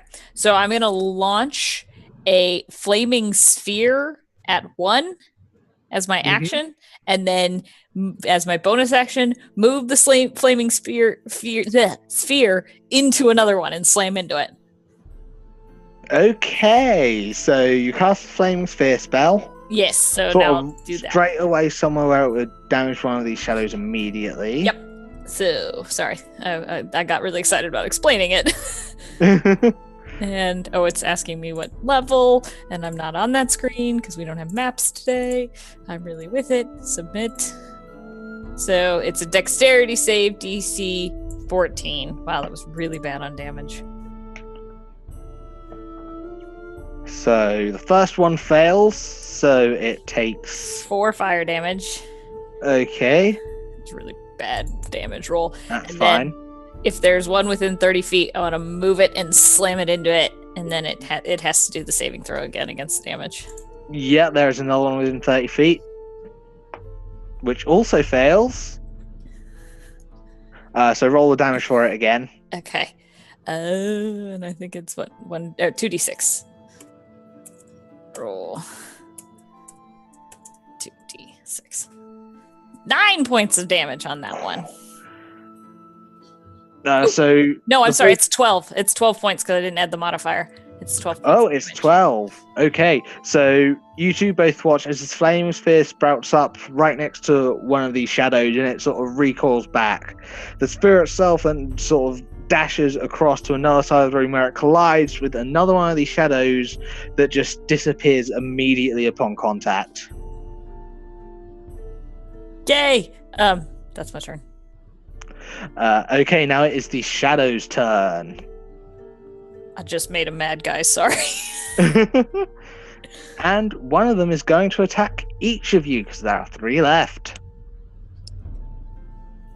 So first up, we will go against Lop. I am guessing 11 doesn't hit you. No. Okay, Sully. 18. No! I have a 19! Jim. 21. That hits. That's gonna hurt me. No, 2d6, that's the wrong dice. I'm throwing the dice everywhere as well. It's going well. I am on top of things. Ouch. So that is 11 points of necrotic damage. Ow. Okay. And your strength score is reduced by 1. Okay. But wait, Tortles are immune to necrotic damage. Are they? No. Oh, I was like, I didn't read that. Where did you read that? Ow. Top of the round, we are at Lop again. All right. I am going to. Man. I want to attack my friendo, the vase, but am I gonna have a trouble because the shadow just attacked me? Am I like harried from all sides at this point? Basically, yeah. Okay. The But shadows themselves attack from 10 feet away. The long tentacles, so their arms reaching out to attack you. Okay. I want to try to maneuver myself so I can attack the vase and get sneak attack through one of the like 5 ways that I can get sneak attack, if possible. You can easily do that. You're not moving out of any of the shadows attack ranges. Okay. You're probably staying right next to the base to do this as well, so you can do that. Okay. 1v1 me, bro. All right, so with both my short swords out this time. So the first short sword, 14. 14 hits. Oh, yay! It's 9 piercing plus 6 piercing, so 15 piercing. Okay. And then I will also use my my offhand attack too. Go for it. That's an 11, so I think that misses. 11 misses. So you're able to stab into this creature once and manage to pull your weapon out easily. The second time you go to attack, it moves and your weapon sticks to it, and it takes everything you've got just to pull the sword off it. Okay, and I'm going to move away from it, but I'm going to try to like lead it away from the other two, kind of back the way it came from. Okay. Sealy, it is your turn. Okay. I'm gonna go after one of the shadows that are not on the same side of the room as the giant fireball. Okay. I want to go away from the fireball. It's only a 10-foot sphere.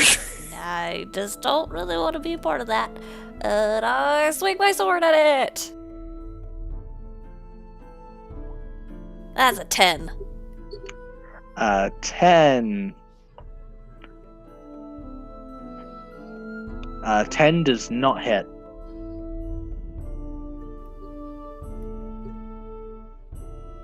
I use my action surge and swing at him again. Use your action surge to swing again. That's worse! That's a 9! Oddly enough, doesn't hit. Darn. Okay. Okay. So it is now the mimic's turn. Taking your bait, it is going to follow you lot and attempt to use its slamming attack against you again. That time it's 17. Yeah, that'll hit. That hits you for 10 points of bludgeoning damage. But it is now not sort of in its object form, so you're not sticking to it. Okay. It is also going to try... no, it can only make one attack, so that is the end of its turn. Gim. Okay. I'm pretty sure I can do this because it's still up. Because I need to do a Constitution saving throw. I'm 90% sure. Yes, you do. Yes, because it is a concentration. So, con save, here we go. See if I still have a sphere. 20. 20 is enough. You keep the sphere. Okay. So I am going to go ahead and take the sphere and slam it into another one. Okay. So it has to make the dex save. Which it doesn't. So it does. Oh, shoot. It hates me today. Submit. Okay, it gets 6 points of fire damage. Are you hitting the one you hit first, or one of the other ones in the room? Let's go ahead and hit the one I hit first. Okay, so that one is now looking rather sort of deformed. It looks like it's having trouble maintaining its shape. Okay, well that was my bonus action because I'm not going to cast it again. And can I go ahead and do a fire bolt at the same one again? The one that just got hit by the sphere. Go for it. Okay. That's a natural one. You do not hit. The firebolt hitting the ceiling of somehow hitting the ceiling of the temple, which shakes a bit, and a few pebbles and some dust falls. It is now the Shadow's turn. So first up, we will do Sealy because you're in direct combat with one. That's not hitting you. Next up, we will do Gim, which doesn't hit. And finally, another one is going to start trailing Lop again, which doesn't hit. Tortles, guys. Yeah. Lop, your turn. Okay. 1v1ing this mimic. I'm going to hit it again. Go for it. Hiya. 16. Hits. All right. 6 piercing plus 6 piercing. So 12 points of piercing damage. Uh-huh. And then my offhand. The mimic itself really not looking healthy. Okay. Offhand here minus my modifier, so that's only 2. Okay. Yeah, the mimic not looking healthy, its form sort of drooping a bit as it's trying to keep up with you. Okay. Next I'm gonna how fast does this thing look like it's moving when it's like coming towards me? Does it look super fast? It looks slow. Okay. I'm gonna move my full 30 feet again, like away from it, like just backing up as far as I can away from this creature, try to bait it towards me, but hopefully not letting it get in my face every time. Okay. Sealy, Stab. go for the stab. 13? 13 hits. Ah! That's 7 slashing damage.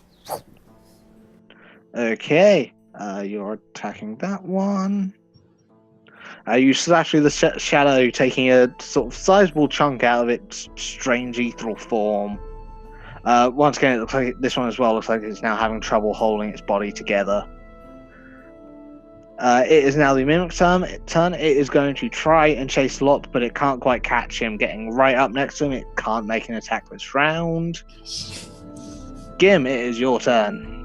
Okay, I'm gonna use my bonus action and send the spear into. Oh, the shadow actually should have made another dex save because it was still next to the spear, I believe. Oh, yes! It started its turn there? Wait. Yeah, it started. The shadow that one of the shadows that's still standing started its turn next to the flaming sphere. Let me see if it says anything. Yes. Yep. So, I think it does. Yeah, it must. Yeah. So I got to do more damage, right? Yeah, it succeeds on the saving throw. Okay, so it'll be half this. So it'll be 3 points of damage. 3 is still enough as this shadow now sort of disintegrates into nothingness. Okay, and I'm gonna go ahead and launch the sphere at the one that's chasing Lop. Okay, go for it. So that has to make the save. Yep. That natural one, so it fails the save. And it gets 4 points of fire damage. Okay. And then for my actual action now, because yay, I'm going to go ahead and try another firebolt at the one I just hit. Yeah, go for it. 25 to hit. Yeah, that hits. Oh, good. And that's 9 points of fire damage. And that shadow too now disappears into nothing. The only one left being the one that Sully is fighting. That's it is now said shadow's turn. It is going to attempt to hit Sully. 22. Yeah, that'll hit me. Let's see, that was...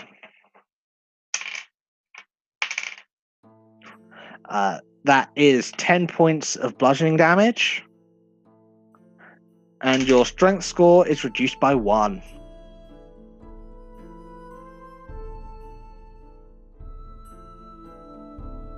That's not good. That is the end of the shadow turn. So, Lop, we're back to you with this mimic being the only thing that is in front of you and not looking healthy. Yeah, I'm gonna see if I can take this thing down. All right, short sword, 18 Hits.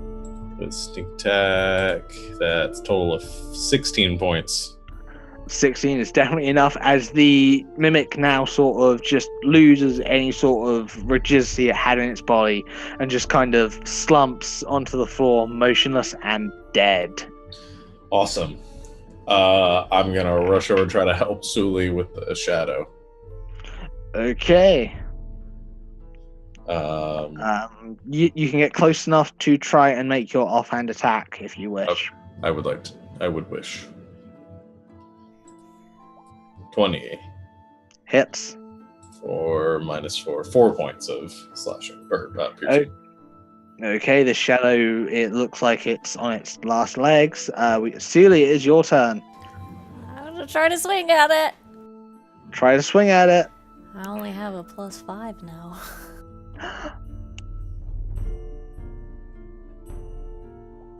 Natural 20! Hits. Roll your damage. 12 slashing damage. 13. 13 slashing damage. You do enough damage to kill this one and any shadow that would potentially immediately replace it if that was an option. How do you want to do this? I am really mad because it's sapping my strength, and so I go, ah! And I do a full spin and just lop off its shadow head. And as the head comes off the shadow and begins cascading to the floor, it disappears into the air, all losing its form, and everything goes quiet. Can I dispel the sphere now, so I don't light anything else on fire?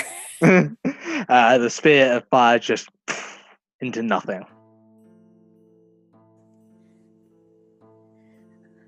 And from what you'd guess is another part of this temple, all of a sudden you hear this strange dark rumbling noise.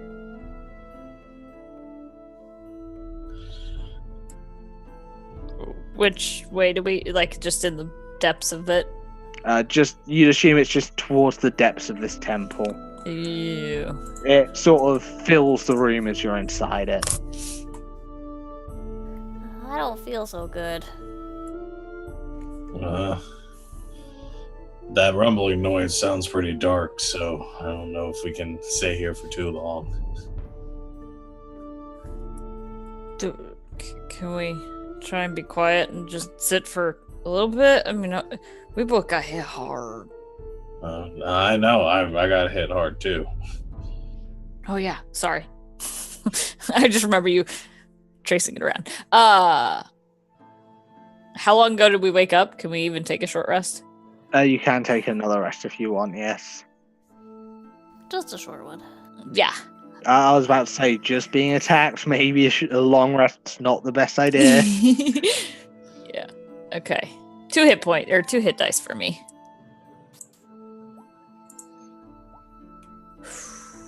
Yay. Nice roll there, Savannah. Yeah, I rolled 10, so I'm back up to full. Taking a short rest as well. You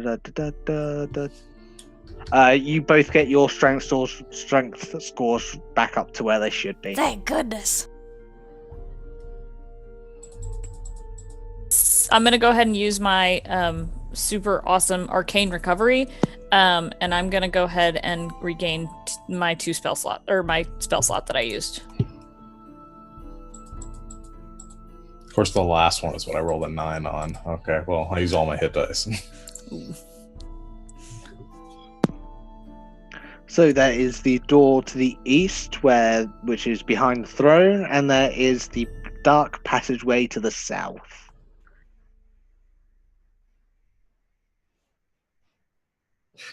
Which way it seems more into the thing? More into the temple, I guess. You'd think going deeper in to sort of find out what else is in here would be south.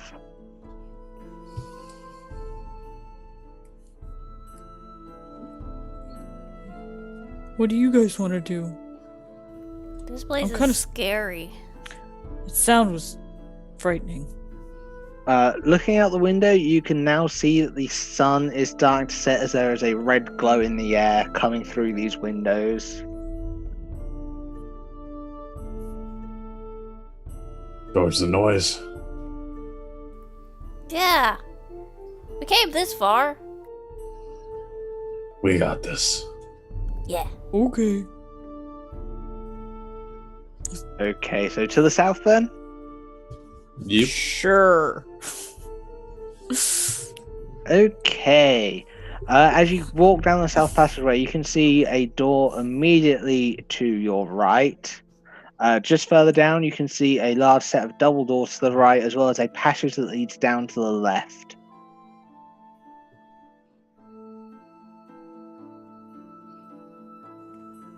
Can we tell where the noise is coming from, or is it still happening, or did it stop? It's stopped now. There's no way to try and work out exactly where in the dungeon it would have come from where you were when you heard it. Smart adventurers go left. Left. Okay, so you're traveling down the passageway to the passageway that leads to the left.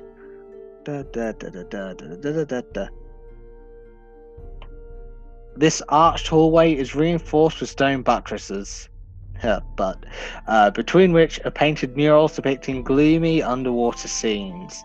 A large double door stands to the west, and a flickering orb is embedded in the wall to the east end of the hall. Along the hall's length are two more sets of double doors, a single door, and two clay urns covered with dust and cobwebs. Don't touch 'em. Touch the urns. Don't touch them. Fine. I'll just stay here then.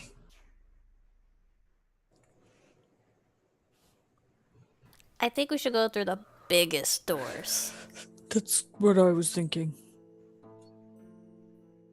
Okay. Yeah. Okay, so that door is basically behind you. Waves crash against a rocky promontory built atop which is a spectacular multi-leveled garden. Its terraces are overgrown with vegetation and hemmed in by stone walls with statues of sharks at their corners.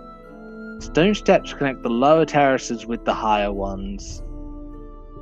Built atop the higher terrace is an ornate, vine-draped gazebo flanked by palm trees. Cracked steps east of the gazebo rise to a landing in front of a set of doors carved to resemble a giant wave that parts in the middle. Whoa! Hey! Let's go that way. It matches the symbol. Yeah! Come on, Lop. I'm behind you. I'm behind you. I know I don't like it. I think you should go first. Okay, I'll go first.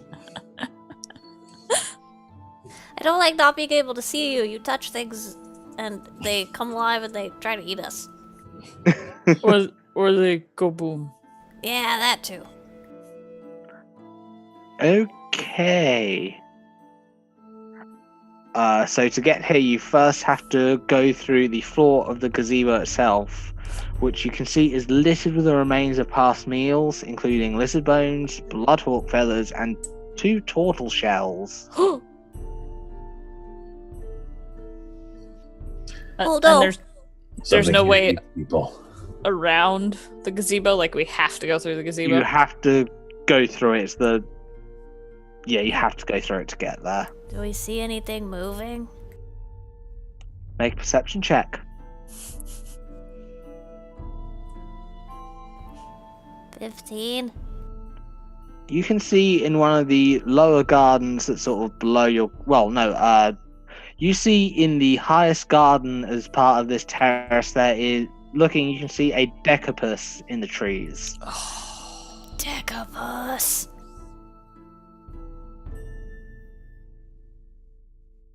Shall we sneak past it?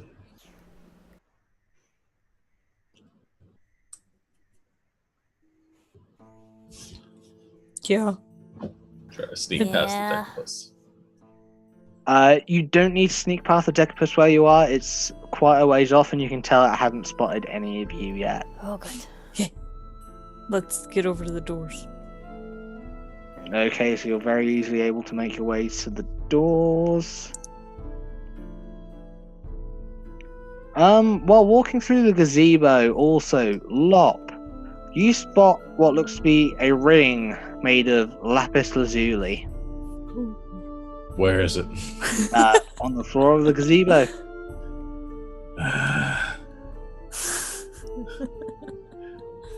I look for traps. Or anything There laying a aren't, trap. there aren't any traps in here. I pick up the ring. You pick up this rather beautiful, ornate ring with a lapis lazuli gem set into it.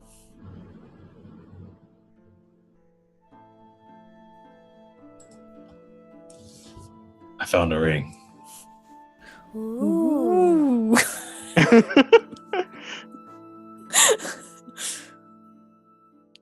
Does it? Oh, sorry, that was my dog. Decapus! The Decapus turns your way and you hear this bark emanating from its mouth. That's quite the cold, Decapus. Does it seem to have any magic-y properties that I could do an Arcana check on? Make an Arcana check, yeah. Natural freaking 20. That would be a 26. You can tell the ring itself does have a kind of magical property. Like, you can't quite pinpoint what it is, Mm-hmm. but you think that wearing the ring might be a bad idea, definitely. As I was beginning to put it on. No. That ring's got bad juju. That's What do you not mean? it. Something's not right about that ring. It's got dark, not like good dark, like not night dark, bad stuff on it. Don't put it on.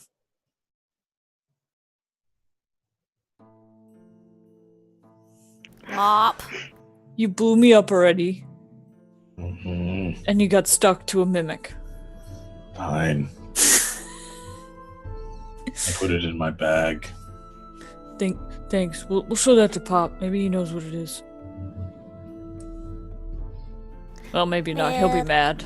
Pa's gonna be so proud of us. Hopefully he's not too mad we came here. He'll be really happy when we come out. It'll be Yeah. cool. Okay, I go up to the door.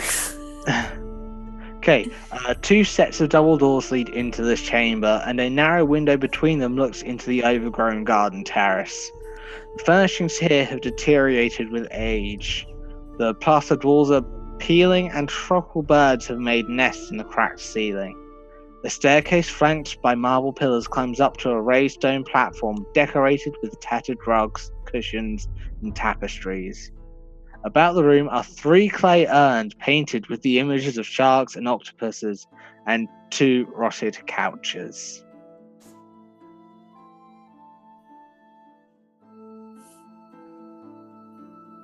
I don't want to get close to the urns.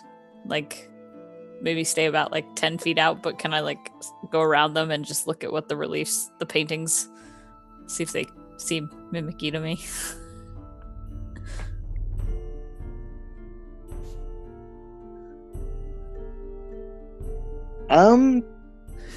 That isn't. These just look like normal urns. And okay.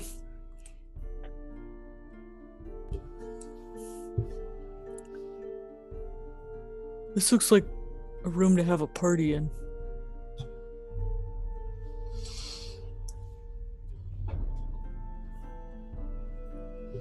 I look for treasure. Okay, make an investigation check. 17. There is no treasure in here. While searching around, you look at the urns but don't, as you appear to see something. Maybe inside it, you can't quite tell.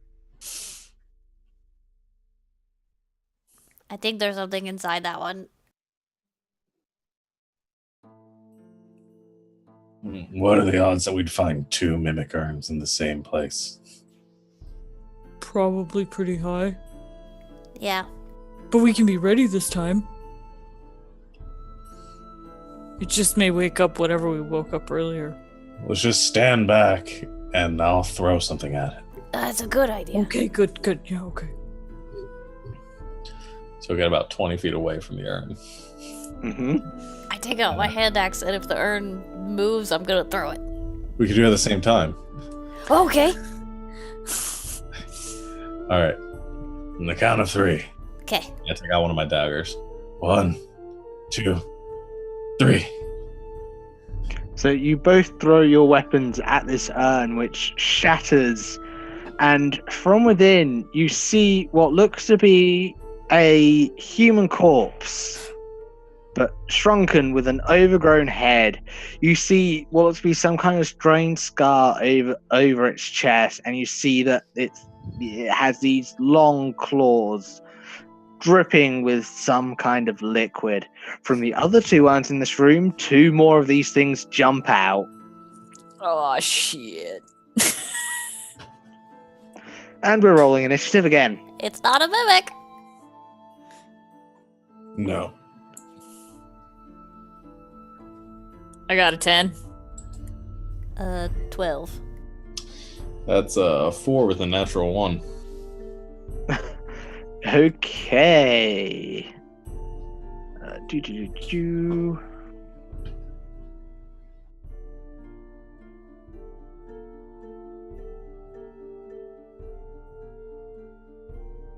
Right, first up, Suli, it is your turn. I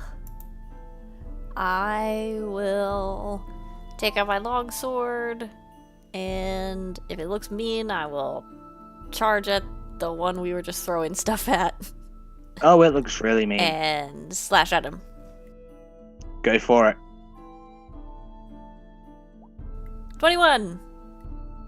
21 hits. That's 9 slashing damage. Okay. You slash into this strange shrunken creature, already looking much weaker than it was earlier. You take a nice big chunk out of it. Next up, we have Gim. Okay, I'm gonna go ahead and just do a simple chill touch, please. On the one that Suli just hit. Okay, go for it. It's a 10. 10 does not hit. With. Okay, that's my turn. And now it is these things' turn, and once again, there are 3 of them and 3 of you. So first up, we will have the one that is attacking Suli.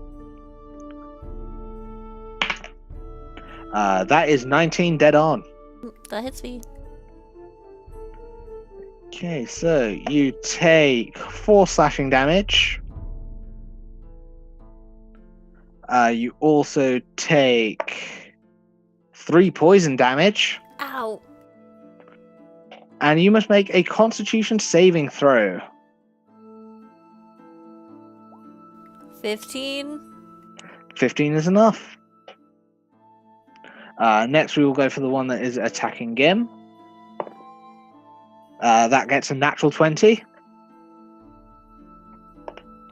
So that is 7 slashing damage. Ooh. 8 poison damage, and you must also make a Constitution saving throw. 14? 14 is enough. Oh, okay. Ow. And finally, we have the one that is attacking Lot. 22. Yeah, that is. So that is 6 slashing and 3 poison and a Constitution saving throw, please. 12. 12. 12 is enough. Okay. We're finding the line, guys. Lop, it is now your turn. All right. I would like to attack the one that is attacking me. Go for it. Uh,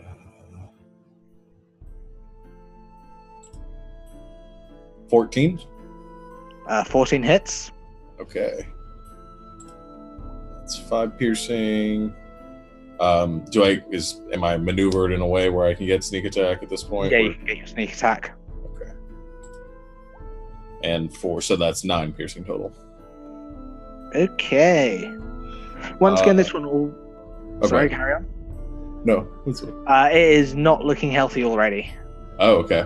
Cool. So I will, then I'll use my offhand attack to slash at it again. Go for it.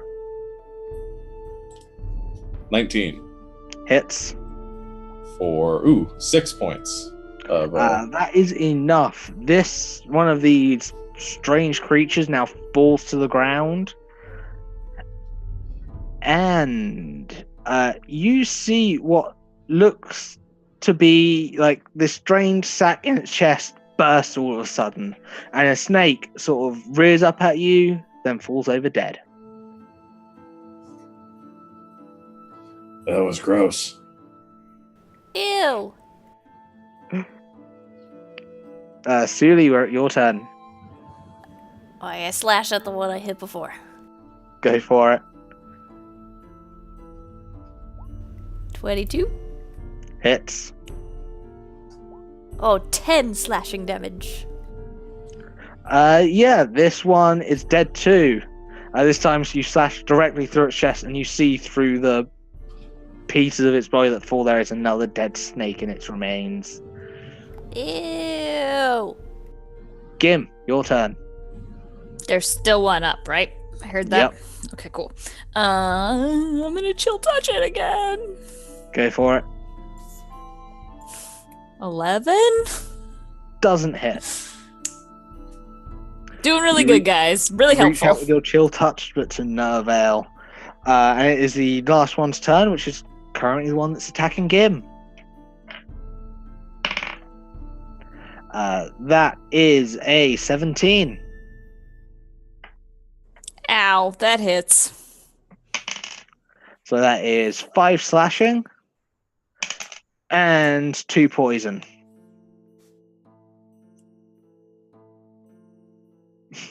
Still standing? Barely, but yeah. 4 hit points, guys.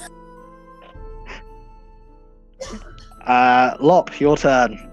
Alright, I'm going to try to save Gim. I'm going to rush up behind this one and make my stabby stabs at it. You can make your stabby stabs. 22 Hits. for 17 points of piercing damage. Yeah, that's enough. So this one again falls down dead as your knife stabs it in the back. Gim, you see bursting from its chest this snake, which quickly dies as they both collapse to the floor. Okay. Urns are bad. Let's not touch any more urns. Yeah. Yeah. I pick up my hand axes. Pick up my dagger.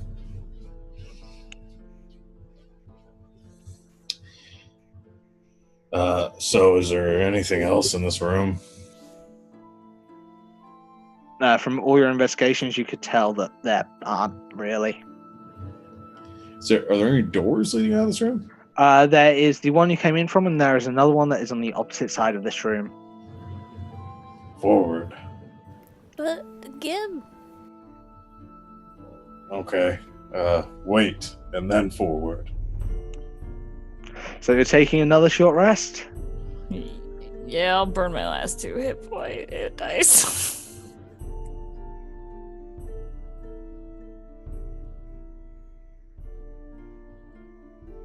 That was good. It's not horrible. I'm at 19 hit points now. Well, hey, can't wait to get rid of those as well.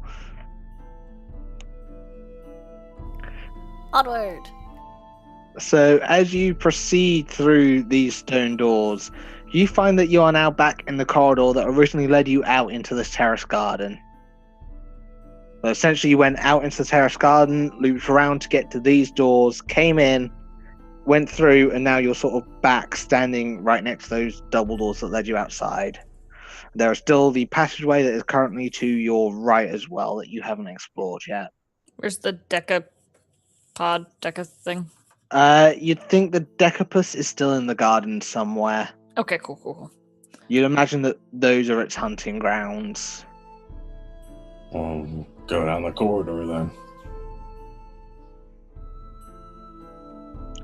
So, once again with this corridor, I've already read this bit, but just to cap you up, there's a large double door. No, that's where you just came in. So the large double door to the west leads out into the gardens.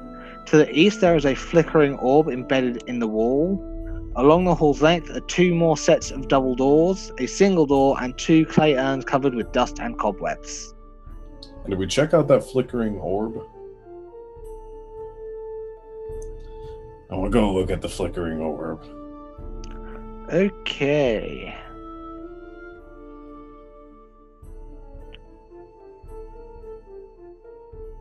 Are you touching the orb? No, I'd like to inspect the orb first with my eyes. So, looking at this orb, it is 1 foot in diameter and is shedding a bright light in a 30-foot radius. Then you can see beyond that there is a dim light as well. Does it look like it's on a pressure plate? Does it look trapped in any way? Investigate, look for traps. Natural 20, 21.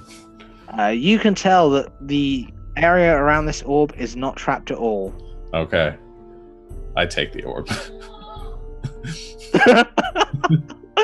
That's a shout. That was beautiful. So, wonderful.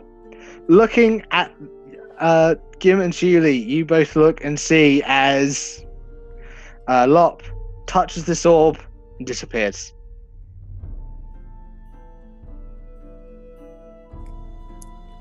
What did he do now? Lop? Lop. Rising up from the floor of this damp, dark cave is a grotesque 10-foot tall statue of a sea monster with glistening eyes and tentacles. A raised stone basin in its base carved to resemble a surging wave stands two. Wait, hang on, this is very badly worded. Okay, a raised stone basin, its base carved to resemble a surging wave, stands nearby the statue. Against the wall are 2 smashed crates, 2 clay urns, and 3 rotted wooden chests. Is the flickering orb still there? Is there... Nope. Oh, God.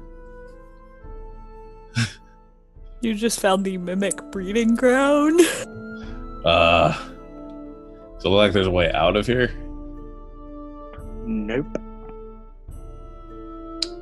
So, Gim and Shuli, what are you doing? Lop! Should we... Can I do an Arcana check to see if I know anything about anything like this? Go for it. Cool. Ugh, that's an 11. You know that teleportation spells exist.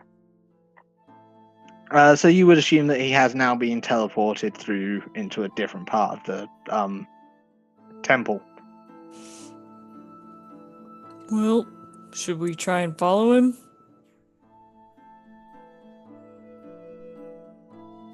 I don't know. I don't know either. He shouldn't be on his own, so I'm kind of inclined to hit the orb. No, but what if he's stuck somewhere? Then he wouldn't be alone if we go with him. But then we'd all be stuck somewhere. It's all or nothing with us, though, right? But what if we have to, get him out from the outside?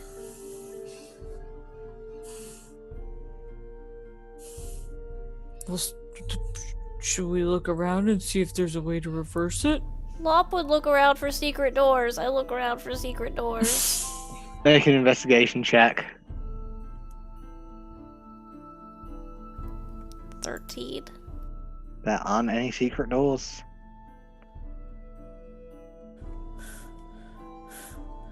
Well, I don't want to leave him there on his own. We'll figure it out if we need to, if we gotta get out of there. I'm pretty sure. We're good like that. Okay. I grab Suli's hand and I touch the Orby thingy. Oh no. Nothing happens.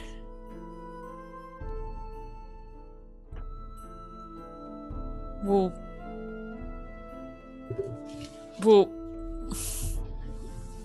now I don't know what to do.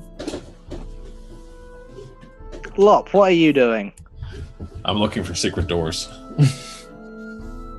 As you move away to look for secret doors, as you move, you see clinging to the ceiling behind the statue is a 9-foot-long slug with glistening black skin and tentacles sprouting from its head. It opens its mouth, revealing sharp teeth. I stealth. It's already seen you, so disadvantage on your roll. Come on, double nat 20s. Okay, 20. 20 is enough. You're as soon as this thing sees you, are able to sort of dive up underneath. You're now hiding underneath hiding right by some of the rocks on the floor of this cave, as you can hear this thing writhing around, moving. Okay, so big statue in the center, like thingy in the center of this statue, and broken chests, some broken urns. No visible way to get out of here, though. Looking around the room. Like it's like you said, it's like a cave. Yes, you're now in a cave. Okay. And now you're able to look around the room. You see that both to the south there is one pathway that leads to what looks like a large bridge. And there is another pathway that leads deeper into these caves. Okay. So one that looks like goes outside, and one that looks like it goes. They both look like they're still under shelter. They're both still inside these caves you're going through. It's just there's one that is just cave, one that is bridge. All right, I want to go towards the bridge, and just to help myself out, though, if the thing's still looking for me, are there like pebbles on the ground? Yeah. Okay, and I'm gonna pull a solid snake, and I pick up the pebble and I toss it the other way as I stealth towards the bridge. You do see that the creature sort of turns to look where the noise from this stone emanates from, and you run towards the bridge. Jim and Sealy, what are you doing?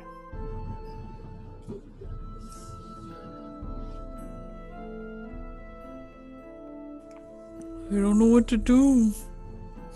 Let's try another door. Okay. So in this corridor, there are two doors that are to the north and one large double door to the south.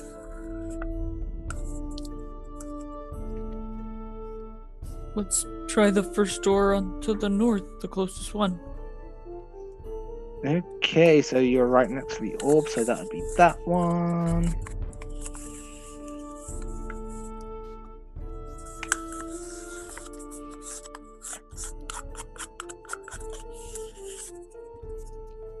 This kitchen has not been disturbed in years, and its contents are covered with dust and cobwebs. A stone oven is built into one wall, and narrow doors open into storerooms and pantries.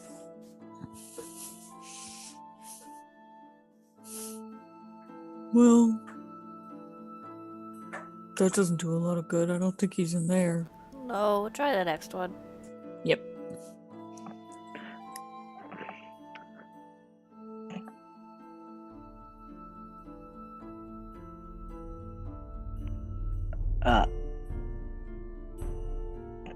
Okay, Gim, you're currently wearing the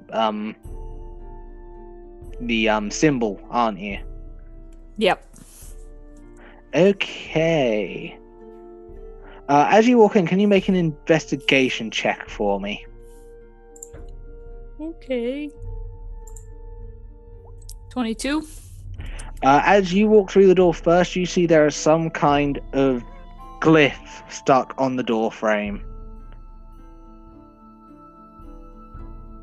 That I just passed through? Yeah. I pointed at Sully. Look, it's the thing. It's the symbol. The glyph itself is on the inside of the door, so Shuli would have to come in to check it out. Is it magic? You can tell this is a magical thing looking at it. Yeah, I think so.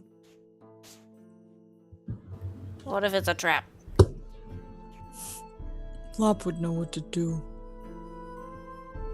As you're both looking inside this room, this palatial bedchamber is eerily quiet and still. Cracks have formed in the blue plaster walls, set into which there are colourful coral branches and seashells. Pillars carved to resemble tentacles support the vaulted ceiling, which features a large dome painted to look like the night sky. Beneath the dome and between the pillars, a large bed stands atop a wide circular dais. The bed's wooden frame is carved to resemble surging waves. Set into the north wall are 2 doors. Dust covers everything in this room.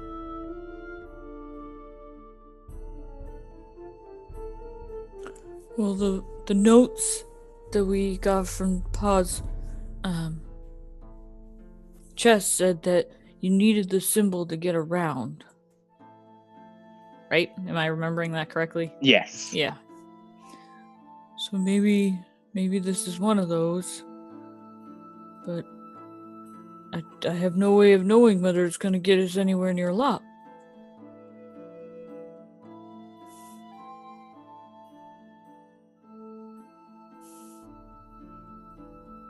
What do you think? We should keep going. In the room? Through the doors? Does the glyph look like the... Kind of. You can't actually see the glyph itself. You're more able to see sort of the sort of glimmer of the magical energy where you should be able to see it. Whatever is here is being hidden with magic as well. You can make an Arcana check to try and determine what kind of spell this is. Okay, here we go. Nope. No idea. Pretty bird. It's a 1. I rolled a 7. That is a strange kind of glyph on the wall. You have no idea what it could be related to or what it could be about. Okay, let's go through the big doors. I don't want to mess with this. So, you're following through the doors then, Sealy? I'm just scared as a trap. I don't want to walk through there. Oh. Yeah, that's probably true.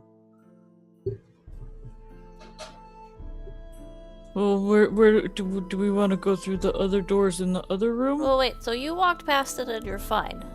Yeah. Okay. Let's think about this. While they're thinking about it, Lop, I'm going over to the bridge.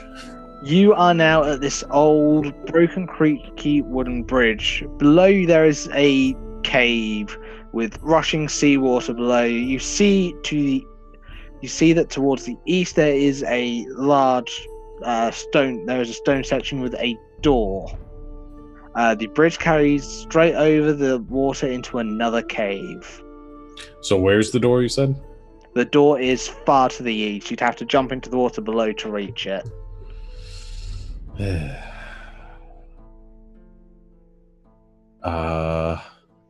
And across the bridge, it looks like keeps going to another cave. It's more cave systems, yeah. Do I get the impression that it's going, like the train's going up, or it's down, or it's like level? It's level. Okay. Does the bridge look like it's gonna break if I walk across it?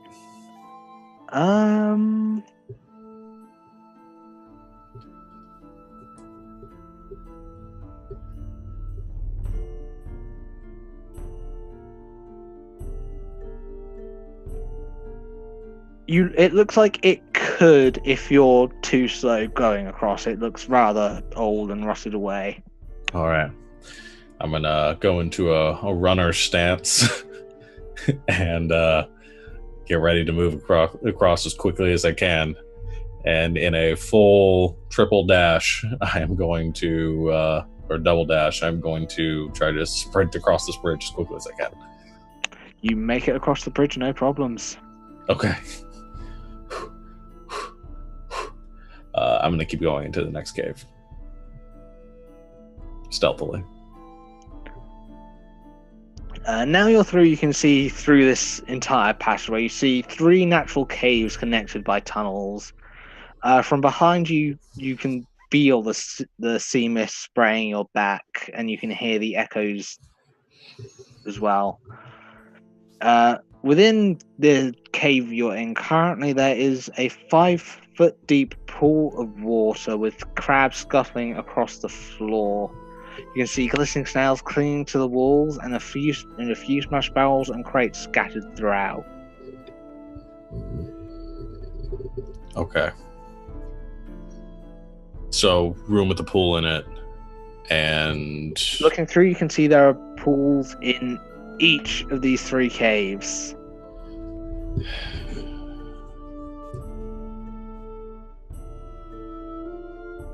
And when I appeared in here, I didn't appear into a pool of water or something, did I? No, you didn't.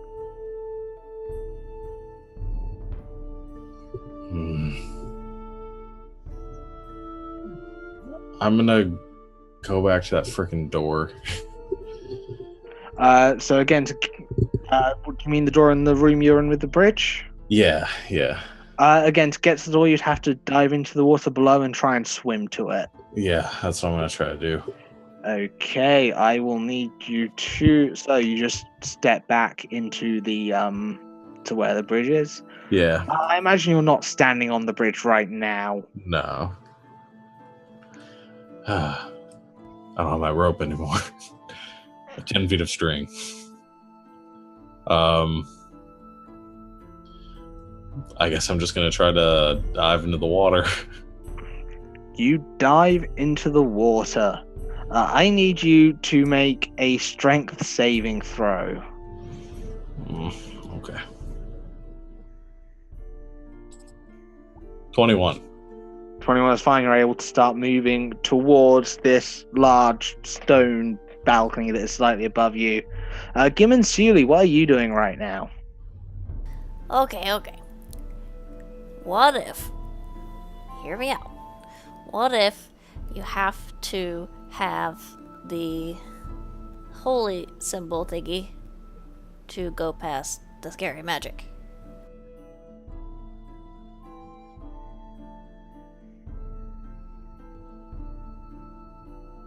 You're muted. One day, this group will remember to unmute themselves before they talk. Never, because then it wouldn't be us. So since I'm well, no, she had to come past it to come in the room, right? To see it? I didn't come in the room. Oh, you didn't? Oh, we're talking to each other through the door. Oh, that's right. Okay. So I'll take off the necklace and I'll toss it to her out through the door. Catch the necklace and put it on. Okay, I walk through the door. You walk through the door. Okay. Do we want to go through the big doors? Over here? Yeah. Okay. I go over to the doors and I look to see if I notice any of that magiciness around it. There is no magiciness around these doors. Do they look push or pull? They look pull. Okay. I'll pull it open. Okay. The doors on the left and the doors to the east and the west. Which one are you going through? Oh, I thought it was a double door. Okay. No, that's outside. You've gone into another room, which is an old bedroom with 2 doors to the north again. Sorry. I combined them in my head. Which one do you want to do? Left or right? Lob says good adventurers go left. Then we'll go left. So, you see this door leads into some kind of vestibule. Stone shells standing against the bare stone walls, and 2 wooden chests rest in the middle of the floor.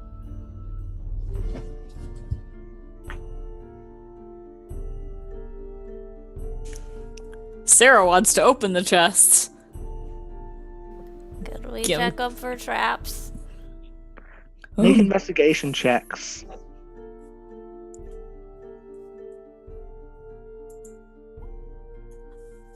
19. Natural 20 for a 26. There are no traps. You find that the chests in the room are locked, though. Lop, you have now made it, and you see that the doors are at a balcony, which is now 10 feet up. I need you to make an athletics check to try and climb the wall to make it up to the top. Okay. 24. 24 is enough. You make it up to these large double doors. Okay. I open the doors. The doors lead into the throne room you were in earlier. Oh God. Thank God. I know where I am. Can I navigate my way back to where the cloak was? You can very easily do that. I will let you know when you catch up to your sibling. Okay. Gim and Shuli. Gim, do you know how to pick locks? No, we could try and bust it. Yeah, try to bust it open. Make an attack with your longsword. Natural 20! No, that's a 19, but I crit on a 19. You managed to open one of these chests. Okay. What's in it? Oh, what's in it?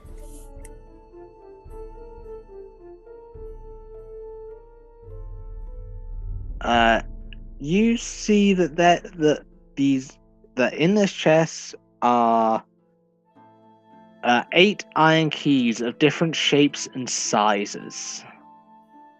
Oh. Gim, are they magic? Do I get a sense that The they keys aren't magical. Okay.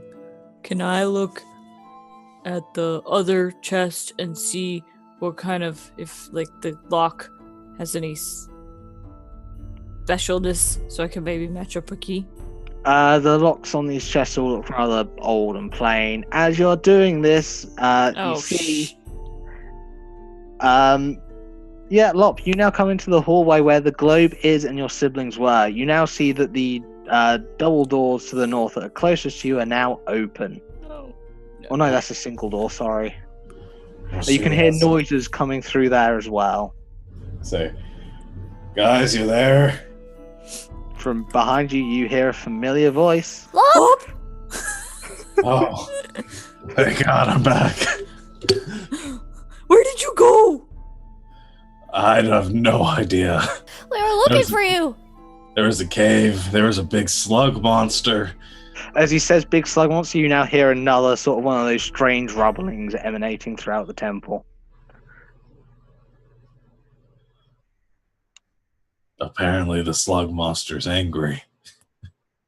What'd you do to it? Nothing. I ran away from it. That was probably smart. Look, I opened a chest. You see Wait, the wait. busted and broken lock on the floor. We got wait, toss him the necklace so we can get through the door. Oh, yeah. All of a sudden, Shuli just throws the holy symbol at you as you're standing at this doorway. I catch it. Okay, put it on and walk through the door. We're not totally sure that that's how it works, but just in case. Okay, I put it on and I walk through the door. You walk through the door. Alright. We found chests. Yeah, I opened this one. Cool. You want to open the other one? We found keys. Sure. Fine. Okay. I'll go and open it with my thieves' tools. We're glad you're okay. Make your sleight of hand check with your thieves' tools. 23. That opens one of them, yep. This one contains 5 outfits of traveler's clothes, looking for what you'd assume to be a human. There's still one chest left to open. Alright, I'll go try to open the other one. Natural 20, 26. This one opens instantly, and this one looks like it's holding a rather ornate robe made of a really light material. You'd assume it's silk or something similar. having traders coming through. Looking at them and looking at the symbols, you'd guess these are clothes, perhaps that would have been worn by whoever was in charge of this place.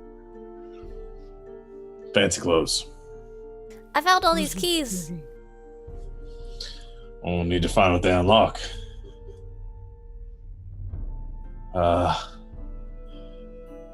So where are we going now?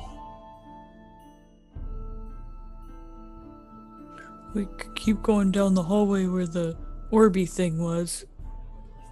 The only doorway down there you haven't opened yet is the one to the south. Yeah. Well, let's go that way. Hey, don't touch any more shiny things. Yeah. No, I won't. But we did what you said. You said good adventurers go left, so we went left and we found all this stuff. There's another door in that room back there. We could go in the bedroom. There's another door. There's one to the right. We could try that door. Yeah, let's try that one. This one leads to the bathroom.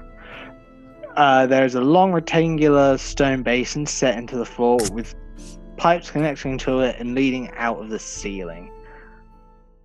Next to the basin is a stone plug. You have found the bathroom. Fancy. 1 second. Close the door. Come back out. All right, let's go.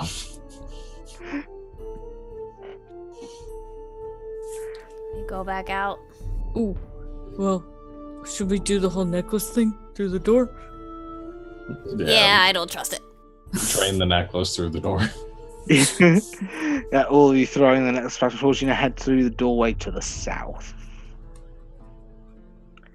Beyond this double door is a 20-foot wide, 20-foot long hallway leading to a dark pillared chamber strewn with chests, crates, and other containers. Everything is covered with dust, but not enough to conceal the broken bones and weapons lying on the hallway floor. Are all the weapons broken? Yep. Take it. I think we may have found what happened to all the adventurers. Yeah. Uh-oh.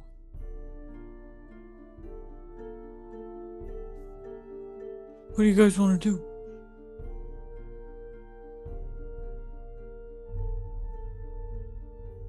Does it keep going through here? Yep. Let's keep going. Wait, I look around and I see if anything's moving. Make an investigation check for me. 4. Nope. Okay, I think it's safe. Who's wearing the holy symbol and who is going first? Whoever was last out the door, I'm assuming, but who was that? I know Lot went through the door first because he was the one currently wearing it. Probably me. Okay. Sounds good. And as I said, which one of you is walking in front? Me. Okay, so you step onto this, it's all fine. As Lop and Gim join you, all of a sudden you hear grinding, gears whirring, and 2 stone blocks to either side of you start pushing inwards. Run, run, run, run, run! Yeah. Yeah. All of you make dexterity saving throws for me. Is this a trap? Yep. I got a 14. Mhm. 5. Natural 20. 24. That's 5 tonight. No, wait. I had the double one. That's 6. So, Lop's fine. He's able to sort of just barrel roll his way through, no problem. Gim, you're also fine. Suley, you take... I'm going to need the dice rolling thing. Oh no! I even had the holy symbol on.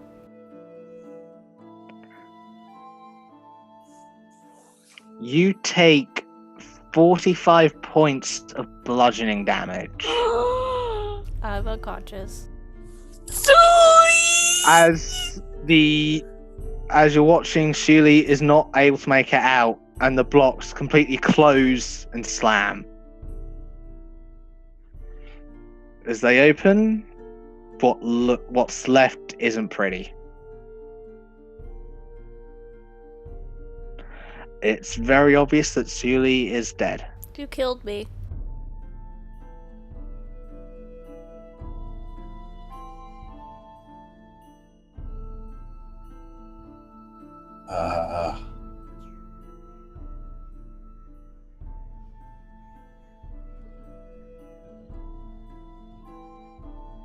What do we do now?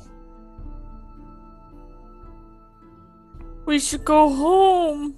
As you're looking in here, at the back of a recess in the east wall that you can now see, is a giant stone visage rendered in bas relief. The face is that of a divinely beautiful woman with kelp for hair, eyelids like seashells, and a vaguely menacing half smile. Well, they always talk in the stories about treasures and you can make wishes or bring people back. Maybe there's something here that can bring her back. Okay. I don't like it here anymore. You said there's a big statue. You said it's what we're looking at, what you described of the woman. It's a statue. Yeah. Okay. Okay, out of game. Oh, go ahead. Sorry. No, go ahead. I was gonna say, does it look familiar to Lop? Does it look like the lady in the ship? Or does it look different? It does not look like the lady in the ship. Okay, thanks. That's all. This is very beautiful. Whatever was in the ship wasn't. Yeah. So it looks like this is like some sort of holy thing, right? Yep. I just walk up to it. Slop's not super smart, and I just go and I just look at the statue and I yell at it. It was like, "Bring her back!" Jim Lop is yelling at the statue. Can I look around to see if I notice any of the magical energy that was around the door in the bedroom? You are able to tell that the statue itself is magical.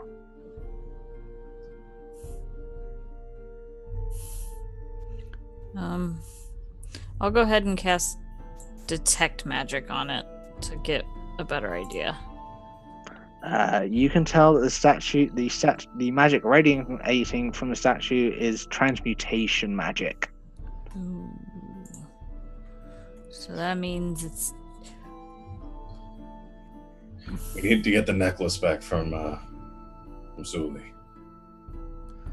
Well, you want to try? I don't want to go back on that platform. You're faster than I am. I'll get it. I'm gonna go see if I can get the necklace back from Zuli's body. You'll need to make another dexterity saving throw. Okay. 20. 20 is enough. You make it through. You are able to grab the holy symbol. Okay. And as I dart it, grab it, I'm darting back. As you now have it, the walls now recede back. Okay.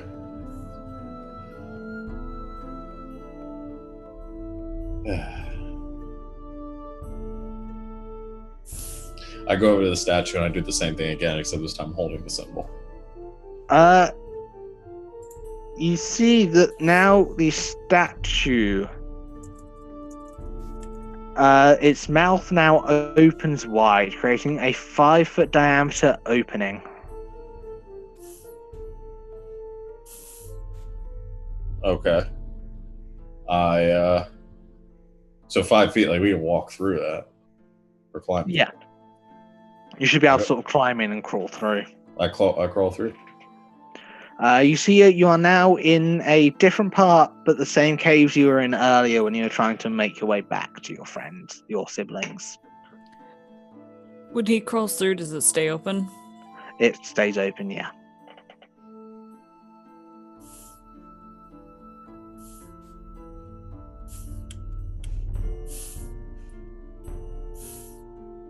Okay, I crawl through. You crawl through and now see this same sort of cave system. So this cave, it was just a connected series of caves, and the one that I came through was with had the big statue, the holy statue or something with the slug. Okay. The one you sort of appeared in has 2 doors leading south, or which one was the bridge, one was the tunnel. All the pathway you can see now are heading north back towards that cave. Okay. I head back that way. I've been here. Let's go this way. Okay. We're gonna go get Sully, right? Yeah. Okay. We're gonna bring her back. Are you just carrying straight through to the north to where the thing was? Mm-hmm. With reckless abandon. I follow begrudgingly. So following this way, you return back to this large shrine with the overly large tentacled monster the statue of that sitting in the middle, its eyes and tentacles still damply glistening. And you can both see that on the roof there is still this large, hideous-looking slug-like creature, with its maw still open, and you're able to see all of its teeth. I hold out the symbol towards it, and I say, "Are you the thing making all the racket?" It looks at you, it makes this weird kind of growling and gurgling noise, and I need you both to roll initiative for me. Wow, thought that might work. All right. 10.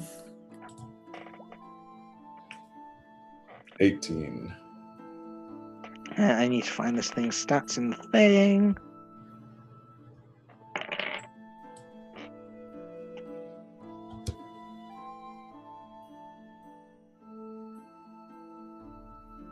Lop, you're first. Okay, it's on the ceiling? It is not attached to the ceiling anymore. It's now dropped onto the ground. Okay. I run up to it with my short swords and I stab it. Okay, make your attacks. Natural 20. Oh, roll your damage, and you can get sneak attack on this as well. Damn it. Oh, shit, with my sneak attack. So that's 9, 11, 16, 20. 20 points of damage. Okay, as you stab into this thing, you wait, and you stab right into one of its eyes as it's now peering around looking for you. Lets out this terrifying, hideous, shrieking-like noise as it does so. Anything else you're doing this turn? Bonus action to attack it again. Okay. 23. Hits. -4, so 2 points of damage on that one. Okay, and as you hit this thing again, not again able to find the same sort of soft spot, you make another cut deep into its side. Gim, your turn.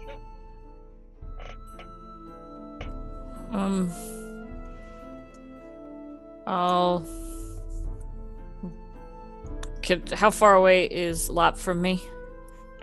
Lop is currently only about, I'd say he's right next to you at the minute, so 5 feet. Okay. You're both right next to each other with this thing right in front of you. Okay. I'm gonna go ahead and cast Mage Armor on Lop. So he gets +2 to your AC. And then I'm gonna run away Like, I'm gonna get, like, I'll use the rest of my movement to get as far away from this thing as I can. In casting Mage Armor, I use a bit of its spell threadiness. I'm in activating my Arcane Ward, so I now have basically a sphere of damage absorption for up to 12 points of damage around me. Okay, it is now going to take its attack of opportunity against you as you try to walk away. Yep. That doesn't hit. Yes. Not even going to try. So I so back you're up. able to make your way back. No problems at all. And it is now its turn. First thing it is going to do, using its bonus action. I know this will cost its action. It is now casting Spiritual Weapon. And you see as this large ghostly trident appears hovering in the air. It is now going to use its bonus action to move the trident and make it attack Lop. That is 14, which definitely doesn't hit you right now. Nope. That is its turn then. We are now back to Lop. All right. I'm going to do the same thing again. Go for it. 21 Hits. for 14 points of piercing damage. Okay. And then offhand attack. As you do this and do the damage to you, you all of a sudden see one of the tentacles on the statue lash out straight towards you. That is a 20 total. Yeah, that hits. Oh, you take 11 points of bludgeoning damage. Okay. All right. And I'll do my offhand too. Okay. 16 Hits. for 5 points.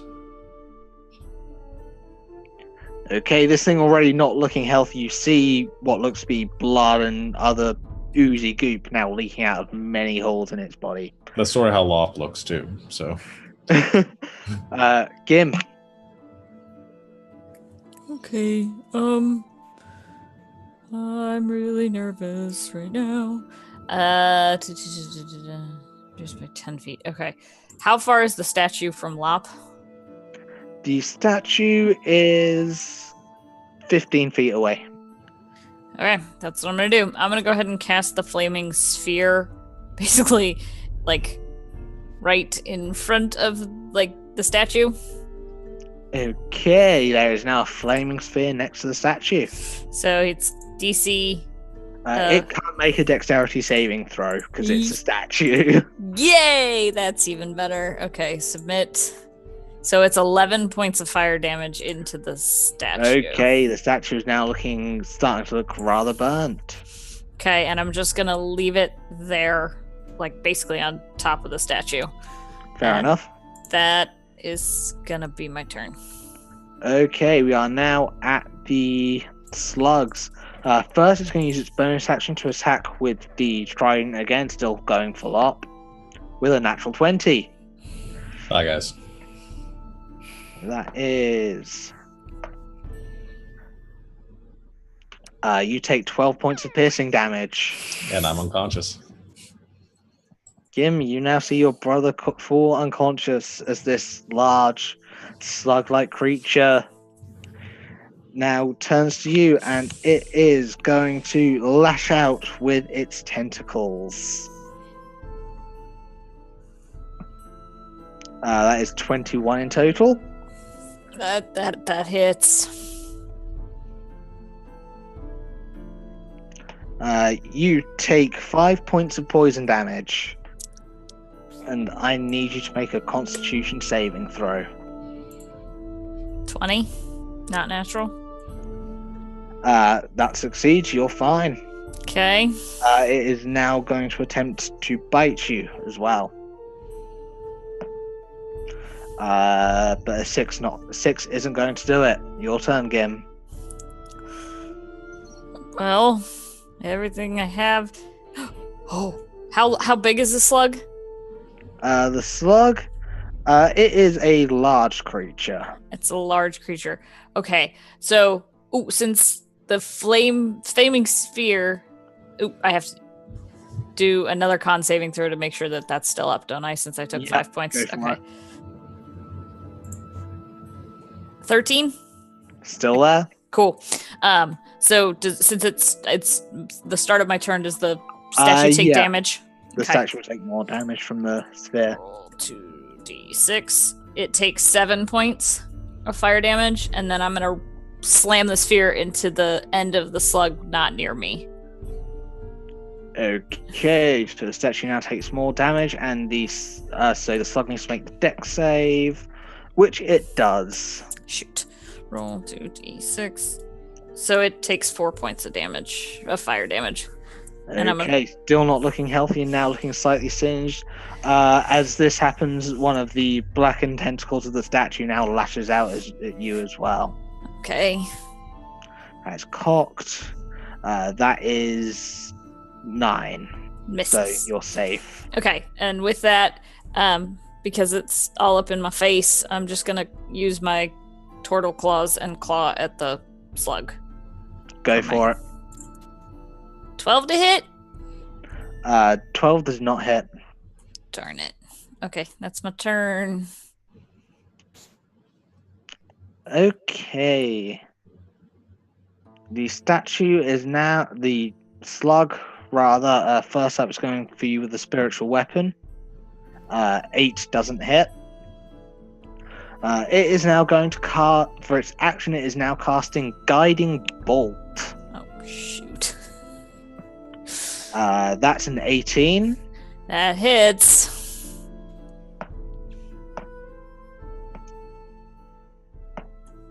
That is 8 points of damage. I'm still up. It's now your turn then. Statue takes more damage.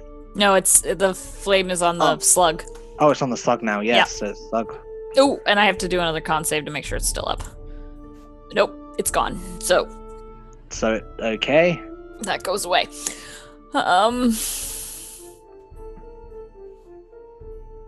Well, hell, I'm gonna cast it again, cause why not? And I'm gonna cast it on the darn statue. I've also realized I've been forgetting Lop's death saving throws. That's my bad. Oh, I forgot about them too.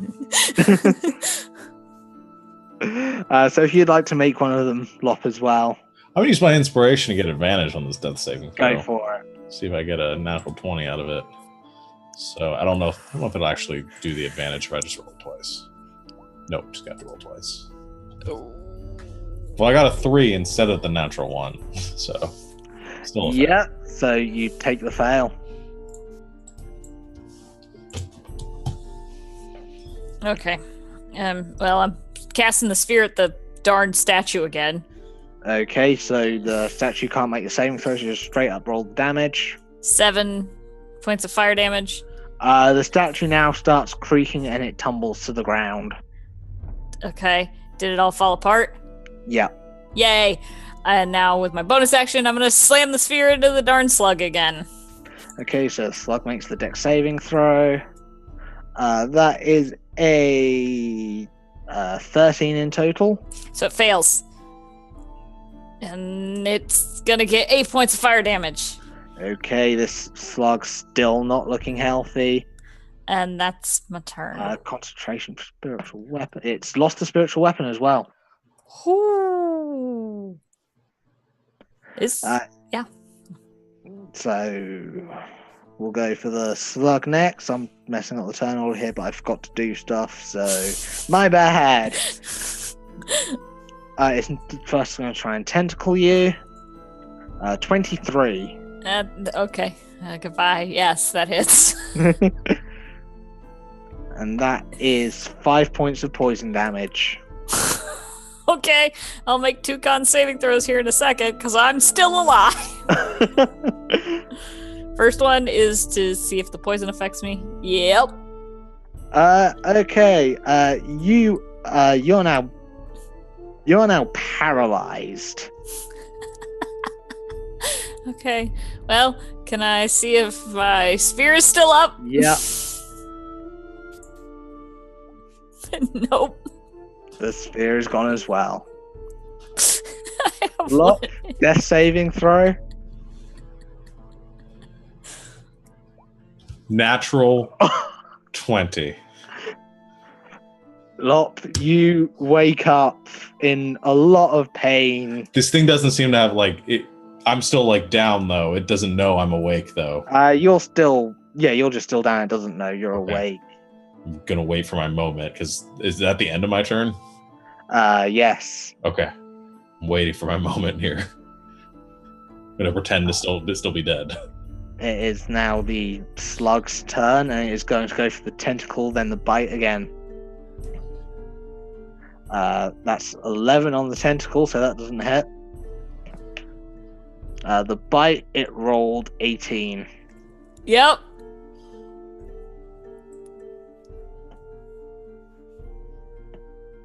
So that is 7 points of piercing damage. I fall down unconscious.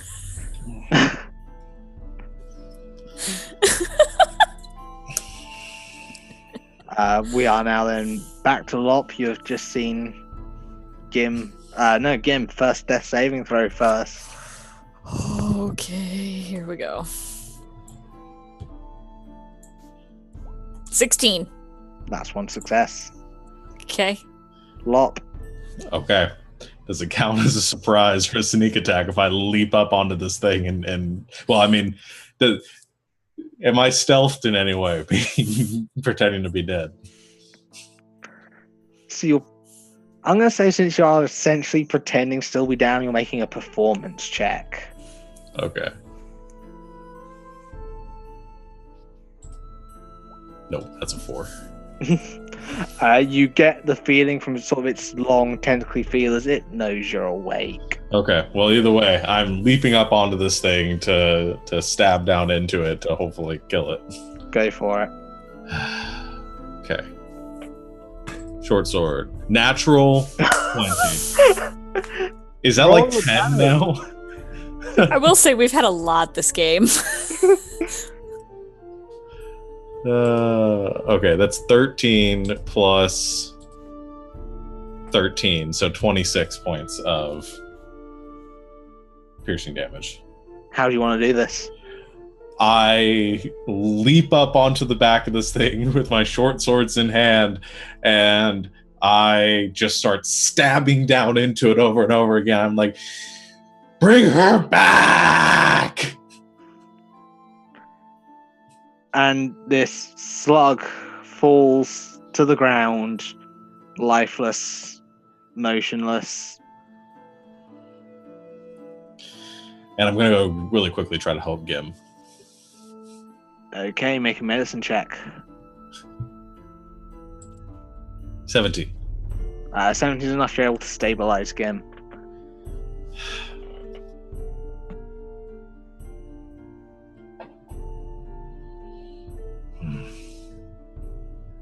Well, she's unconscious. And I'm on the brink of death. And Suli's gone. So, you rest, you wait, you both wake up, gathering what of your spoils you can from here, and slowly start making your way back to Ahoy Hoy. One fewer of you, but with your pockets rather fuller at least. And as you make it back towards Ahoy Hoy, one of the guards waiting for you stands up, looks at you. There you are. We were wondering where you went. Weren't there 3 of you? I stab him. No, I don't stab him. But I want to. I just... She's gone. Look, before you go in, there's last night this morning we went into past Shack and he had passed in the night.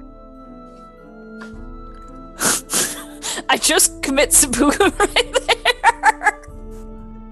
And this is where we're ending this tale of tragedy and woe. The fuck was this, Alex? I would just like to point out that you guys killed me. We just, I thought Yeah, we were they going actually through one at killed a you. time. I'm amazed you didn't look for traps. Come on. You didn't say we were going through one at a time. I said I go, and you guys are like, "Oh, I follow." Yeah, we kind of did. You guys killed me. I would have been fine. I don't know. That slug was nasty. Well, that was fun. I We're- will haunt you for the rest of your days. You will ensure you break us eventually. Well, this turns into an awesome origin story for Lop, the rogue Tortle that is now going to spend the rest of his life trying to earn enough money to bring back his dead sister. And Gim helps. Yeah. God, guys, we're the saddest bunch. This is really sad. man. I was Well- expecting some Tortle frolics, not this. What the hell, Alex? Well, I didn't think it would go so horrendously badly. I thought you'd been able to find all of the holy symbols as well. There were more? There were two in the temple that really aren't that hard to find. Apparently they were.